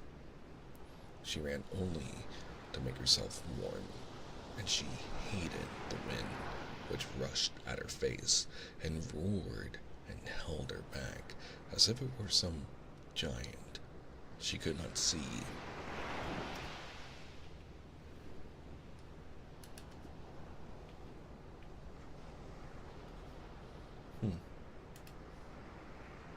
Just making sure you guys can still see the book. But the big breaths of rough, fresh air blown over the heather filled her lungs with something which was good for her whole thin body, and whipped some red color into her cheeks and brightened her dull eyes, which she did not know anything about it. But after a few days spent almost entirely out of doors, she wakened one morning knowing what it was to be hungry. And when she sat down to her breakfast, she did not glance disdainfully at her porridge and pushed away, but took up her spoon and began to eat it, and went on eating until her bowl was empty. "That got on well enough with that this morning, didn't ya?" said Martha. "It tastes nice today," said Mary, feeling a little surprised herself. "It's the air of the moor that's giving thee stomach for the victuals," answered Martha. "It's lucky for thee that thou hast got victuals as well as appetite. There's been 12 in our cottage as had the stomach and nothing to put in it. You go on playing you out the doors every day, and you'll get some flesh on your bones, and you won't be so yellow." "I don't play," said Mary. "I have nothing to play with." "Nothing to play with?" exclaimed Martha. "All children plays with sticks and stones. They just runs about and shouts and looks at things." Mary did not shout. But she looked at things. There was nothing else to do. She walked round and round the gardens and wandered about the paths and the parks. Sometimes she looked for Ben Witherstaff, but though several times she saw him at work, he was too busy to look at her or was too surly. Once, when she was walking toward him, he picked up his spade and turned away as if he did it on purpose. One place she went to oftener than to any other. It was the long walk outside the gardens with the walls around them. There were bare flower beds on either side of it, and against the walls ivy grew thickly. There was one part of the wall where the creeping dark green leaves were more bushy than elsewhere. It seemed as if for a long time that part had been neglected. The rest of it had been clipped and made to look neat, but at this lower end of the walk, it had not been trimmed at all. A few days after she had talked to Ben Weatherstaff, Mary stopped and noticed this and wondered why it was so. She had just paused and was looking up at a long spray of ivy swinging in the wind when she saw a gleam of scarlet and heard a brilliant chirp, and there, on top of the wall, perched Ben Weatherstaff's Robin Redbreast, tilting forward to look at her with his small head on one side. "Uh-oh," she cried out. "Is it you? Is it you?" And it did not seem at all queer to her that she spoke to him as if she was sure that he would understand and answer her. He did answer. He twittered and chirped and hopped along the wall as if he were telling her all sorts of things. It seemed to Mistress Mary as if she understood him too, though he was not speaking in words. It was as he said, "Good morning. Isn't the wind nice? Isn't the sun nice? Isn't everything nice? Let us both chirp and hop and twitter. Come on, come on." Mary began to laugh, and as he hopped and took little flights along the wall, she ran after him. Poor little thin, shallow, ugly Mary. She actually looked almost pretty for a moment. I like you," she cried out, pattering down the walk, and she chirped and tried to whistle, which at last she did not know how to do in the least. But the robin seemed to be quite satisfied, and chirped and whistled back at her.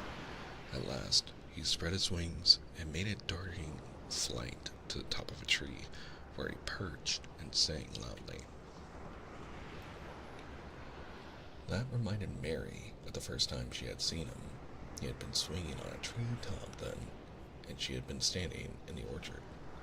Now, she was on the other side of the orchard and standing in the path outside a wall, much lower down, and there was the same tree inside.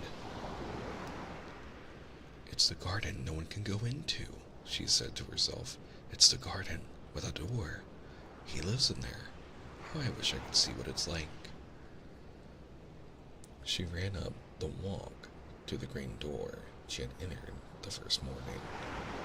Then she ran down the path to the other door and then into the orchard.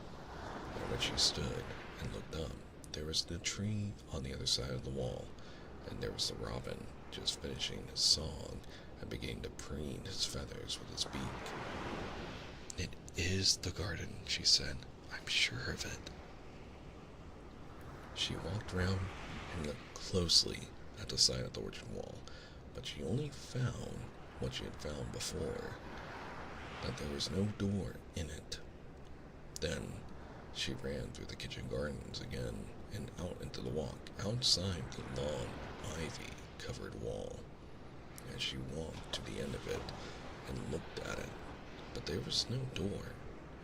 And then she walked to the other end, looking again, but there was no door.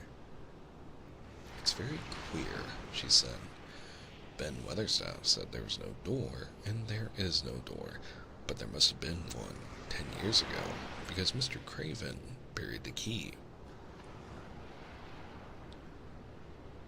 This gave her so much to think of that she began to be quite interested and feel that she was not sorry that she had come to Misselthwaite Manor. In India, she had always felt hot and too languid to care much about anything. The fact was that the fresh wind from the moor had begun to blow the cobwebs out of her young brain and to wake her up a little bit. She stayed out of doors nearly all day, and when she sat down to her supper at night, she felt hungry and drowsy and comfortable. She did not feel cross when Martha chattered away. She felt as if she rather liked to hear her, and at last she thought she would ask her a question. She asked it after she had finished her supper and had sat down on the hearth rug before the fire. Why did Mr. Craven hate the garden? She said. She had made Martha stay with her, and Martha had not objected at all.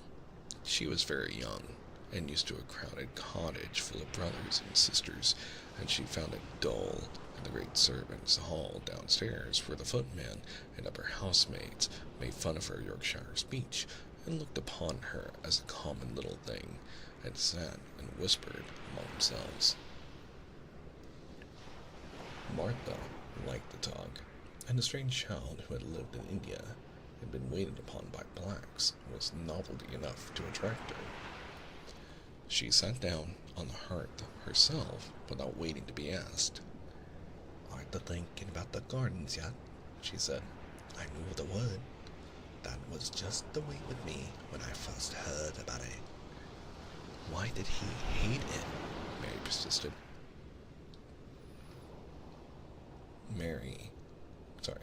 Martha tucked her feet under her and made herself quite comfortable. "Listen to the wind wuthering around the house," she said. "You could better stand up on the moor if you was out on it tonight."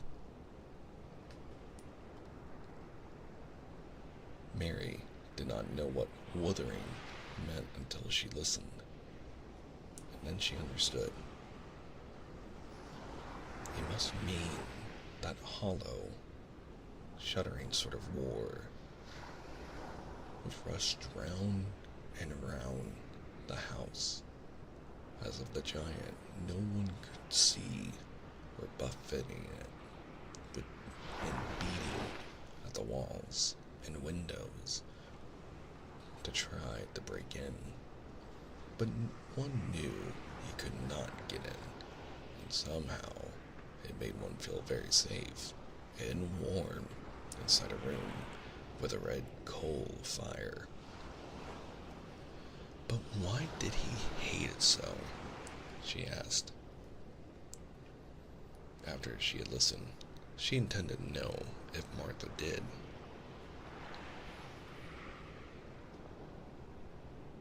Then Martha gave up her store of knowledge.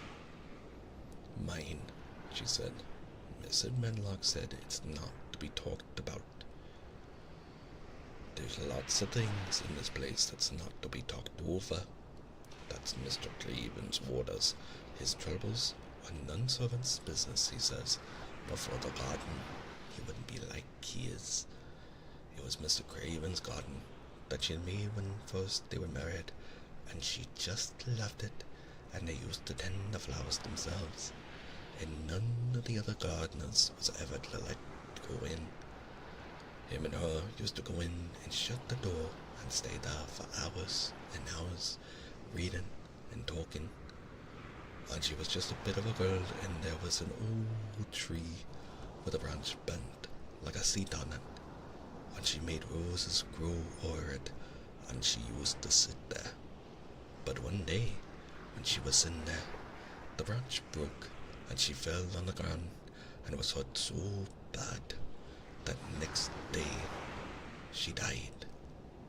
Doctors thought he'd go out of his mind and die too. That's why he hates it. No one's never gone in since, and he won't let anyone talk about it. Mary did not ask any more questions. She looked at the red fire and listened to the wind withering. It seemed to be withering louder than ever.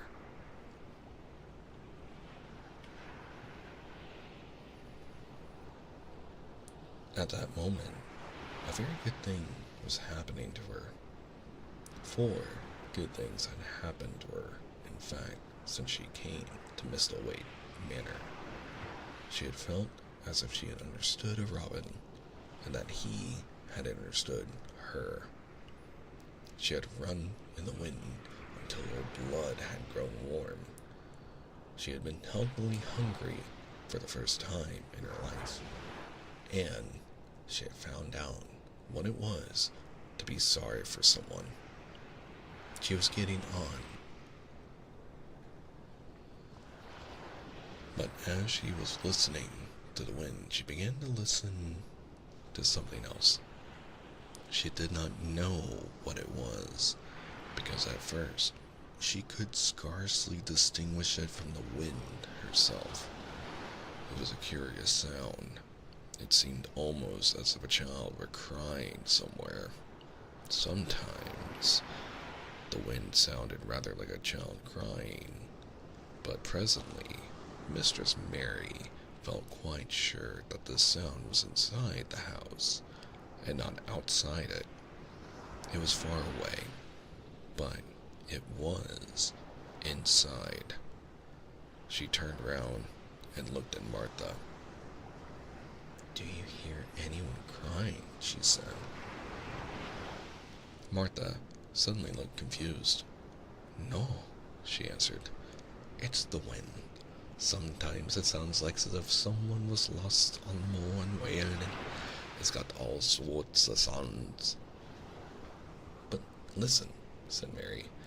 "It's in the house, down one of those long corridors."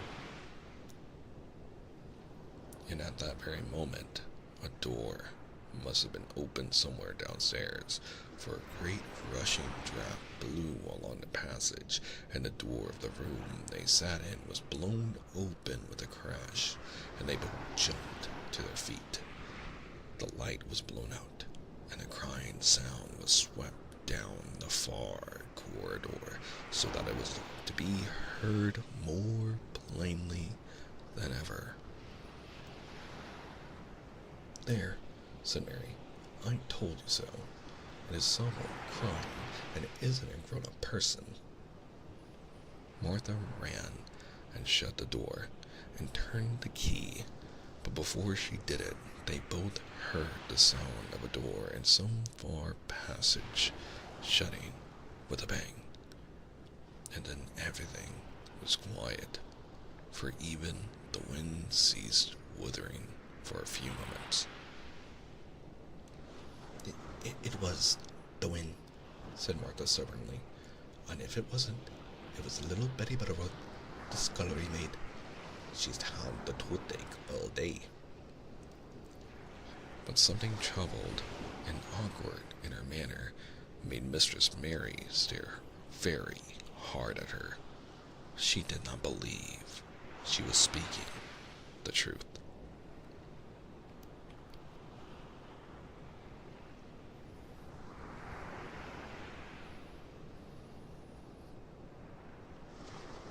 Chapter 6.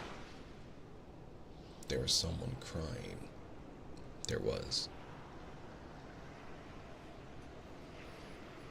The next day, the rain poured down in torrents again, and when Mary looked out of her window, the moor was almost hidden by gray mist and cloud. There could be no going out today. "What do you do in your cottage when it rains like this?" she asked Martha. "Try to keep from under each other's feet mostly," Martha answered. "Aye, there does seem a lot of us then. Mother's a good-tempered woman, but she gets murdered. The biggest one goes out in the crow shed and plays there. Diggin, he doesn't mind the wet. He goes out just the same as if the sun was shining. He says he sees things on rainy days that doesn't show when it's fair weather. He once found a little fox cub half drowned in its hole, and he brought it home in the bosom of his shirt to keep it warm. Its mother had been killed nearby, and the hole was swum out, and the rest of the litter was dead. He's got it at home now. He found a half-drowned young crow another time, and he brought it home too and tamed it. Its name's Soot, because it's so black, and it hops and flies about with him everywhere. The time had come when Mary had forgotten to resent Martha's familiar talk. She had even begun to find it interesting, and to be sorry when she stopped or went away. The story she had been told by her ayah when she lived in India had been quite unlike those Martha had to tell about the moorland cottage, which held 14 people who lived in 4 little rooms and never had quite enough to eat.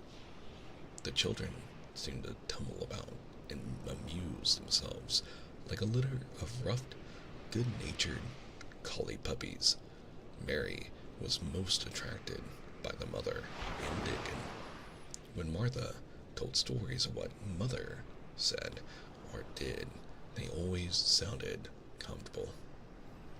"If I had a raven or a fox cub, I could play with it," said Mary, "but I have nothing." Martha looked perplexed. "Can't I knit?" she asked. "No," answered Mary. "Can I sew?" "No." "Can I read?" "Yes." "Then why doesn't I read something? Or learn a bit of spelling? That's old enough to be learning thy book a good bit now." "I haven't any books," said Mary. "Those I had when I lived in India."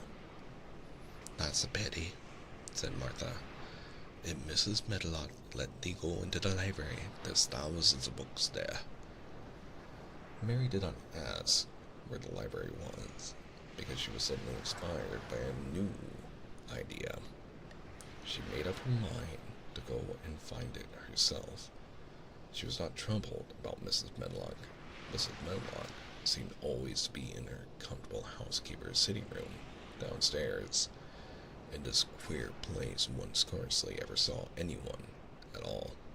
In fact, there was no one to see but the servants, and when their master was away, they lived a luxurious life below stairs, where there was a huge kitchen hung about with shining brass and pewter, and a large servant hall, where there were 4 or 5 abundant meals eaten every day, and where a great deal of lively romping went on when Mrs. Medlock was out of the way. Mary's meal were served regularly, and Martha waited on her, but no one troubled themselves about her in the least. Mrs. Medlock came and looked at her every day or 2, but no one inquired what she did or told her what to do. She supposed that perhaps this was the English way of treating children. In India, she had always been attended to by her ayah, who had followed her about and waited on her hand and foot. She had often been tired of her company. Now she was followed by nobody and was learning to dress herself because Martha looked as though she thought she was silly and stupid when she wanted to have things handed to her and put on. Thank you so much, and welcome. Welcome to the stream. It's nice to have you. "How's my good sense?" she said once. "And thank you for the follow. I hope you enjoy your stay. Elena? That's a nice name. Glad that you're here." "Hasn't got good sense," she said once, when Mary had stood waiting for her to put on her gloves for her. "Or Susan Ann is twice as sharp as thee, and she's only 4 years old. Sometimes that looks fair soft in the head." Mary had worn her contrary scowl for an hour after that, but it made her think several entirely new things.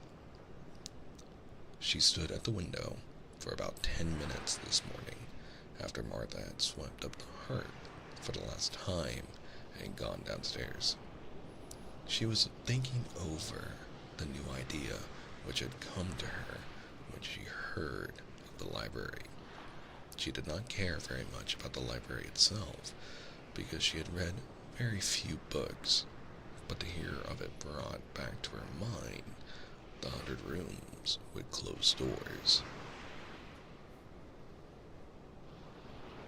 I'm glad. I try my best to guess people's names.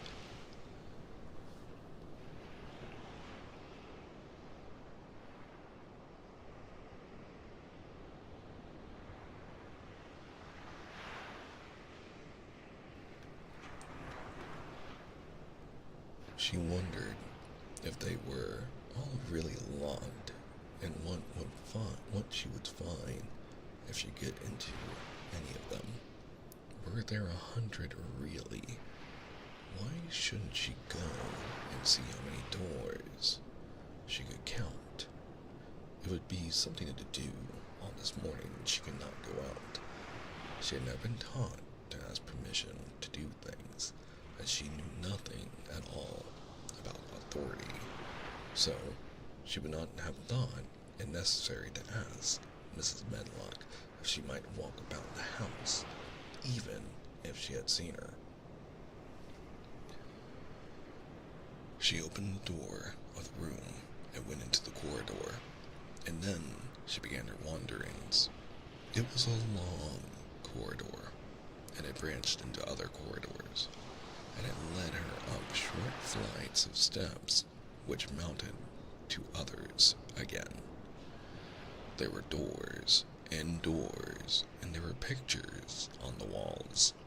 Sometimes they were pictures of dark, curious landscapes, but oftenest they were portraits of men and women in queer, grand costumes made of satin and velvet. She found herself in one long gallery whose walls were covered with these portraits. She had never thought that there could be so many in any house. She walked slowly down this place and stared at the faces which also seemed to stare at her.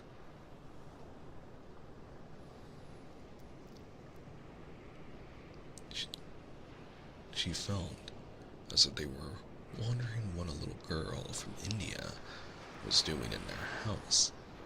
Some were pictures of children, little girls in thick satin frocks which reached to their feet and stood out about them, and boys with puffed sleeves and lace collars and long hair, or with big ruffs around their necks.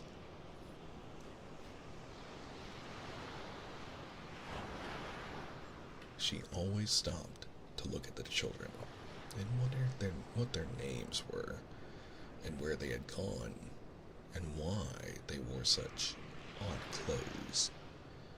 There was a stiff, plain little girl, rather like herself.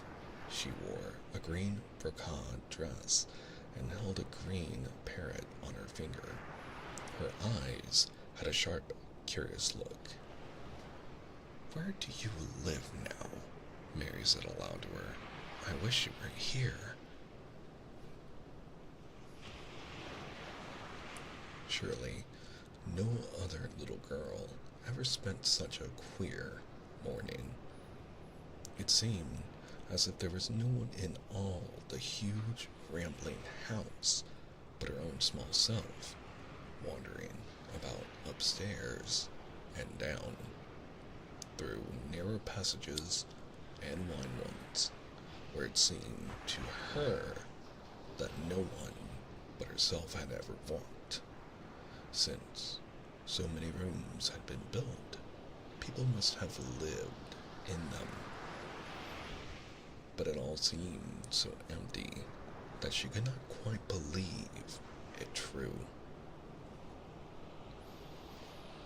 It was not until she climbed to the second floor that she thought of turning the handle of a door. All the doors were shut, as Mrs. Medlock had said they were, but at last she put her hand on the handle of one of them, and it turned. She was almost frightened for a moment when she felt that it turned without difficulty, and that when she pushed open the door itself, it slowly and heavily opened. It was a massive door, and opened into a big bedroom. There were embroidered hangings on the wall, and inlaid furniture such as she had seen in India stood about the room. A broad window with leaded panes looked out upon the moor, and over the mantel was another portrait of the stiff, plain little girl, who seemed to stare at her more curiously than ever.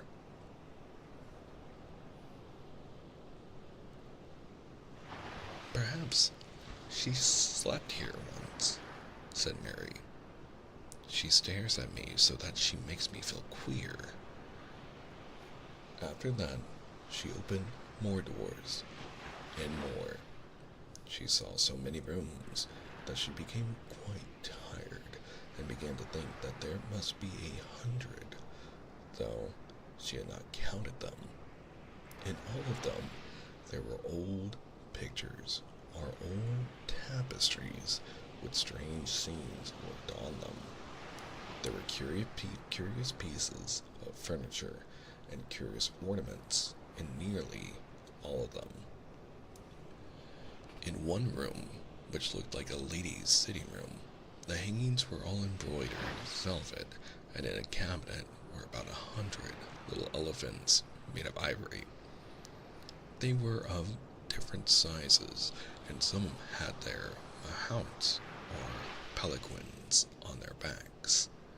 Some were much bigger than the others, and some were so tiny that they seemed only babies. Mary had seen carved ivory in India, and she knew all about elephants.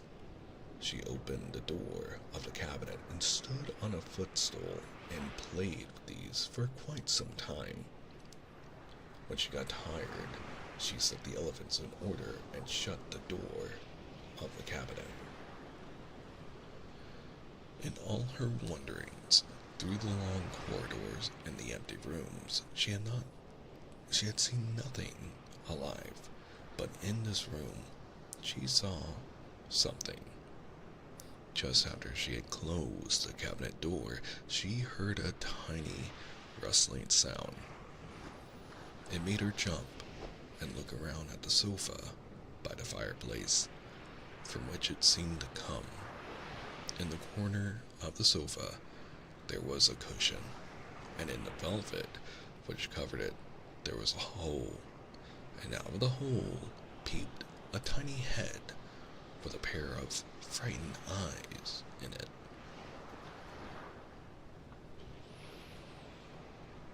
Mary crept softly across the room to look.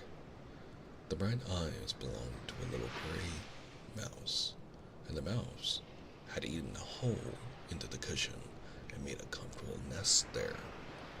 6 baby mice were cuddled up asleep near her. If there was no one else alive in 100 rooms, there were 7 mice who did not look lonely at all. "If they wouldn't be so frightened, I would take them back with me," said Mary. She had wandered about long enough to feel too tired to wander any further, and she turned back. 2 or 3 times she lost her way by turning down the wrong corridor, and was obliged to ramble up and down until she found the right one. But at last, she reached her own floor again, though she was some distance from her own room and did not know exactly where she was.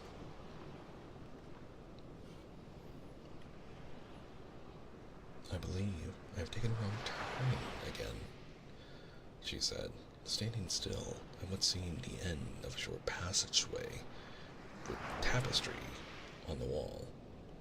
"I don't know which way to go, how still everything is." It was while she was standing here, and just after she had said this, that the stillness was broken by a sound. It was another cry, but not quite like the one she had heard last night.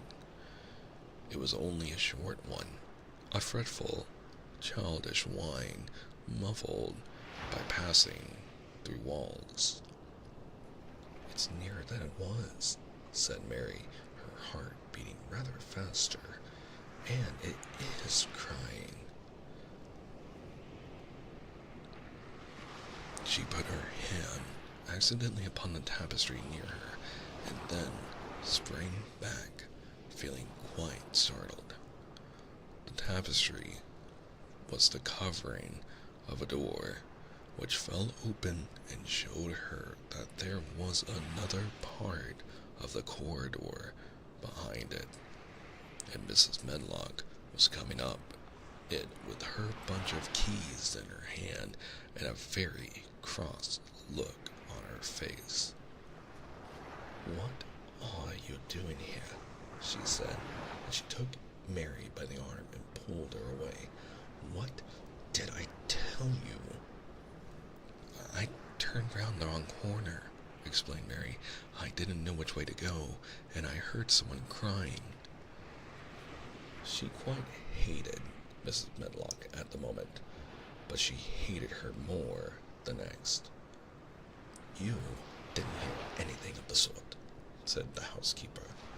"You come along back to your own nursery, or I'll box your ears." And she took her by the arm and half pushed, half pulled her up one passage and down another until she pushed her in at the door of her own room. "Now," she said, "you stay where you're told to stay, or you'll find yourself locked up. The master had better get you a governess, same as he said he would. You're one that needs someone to look sharp after you. I've got enough to do." She went out of the room and slammed the door after her, and Mary went and sat on the hearthrug, pale with rage. She did not cry, but ground her teeth. There was someone crying. There was, she said to herself.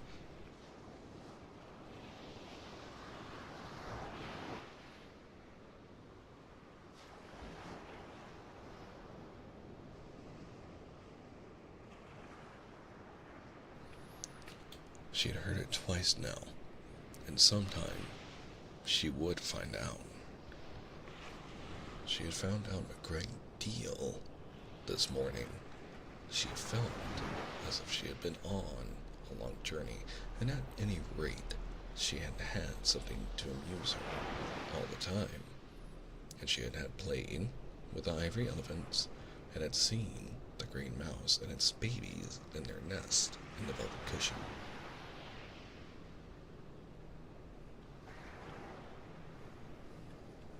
Which brings us to the end of chapter 6, and to the end of this reading of The Secret Garden. And that will be the ending of our stream today. In part 1, we will continue reading of our part 2 of The Secret Garden, starting with chapter 7, The Key of the Garden, on Thursday, March 27th at 9 p.m. Eastern Standard Time. And this is where we conclude our stream over on YouTube.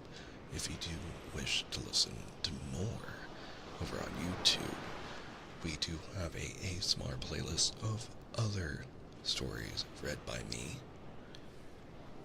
If we have read through The Wizard of Oz and other fairy tales, and I believe through The Looking Glass and Alice in Wonderland, and we just finished reading Peter and Wendy, the original Peter Pan story. And we'll see you next time over there, YouTube. You enjoyed the stream, sir? Thank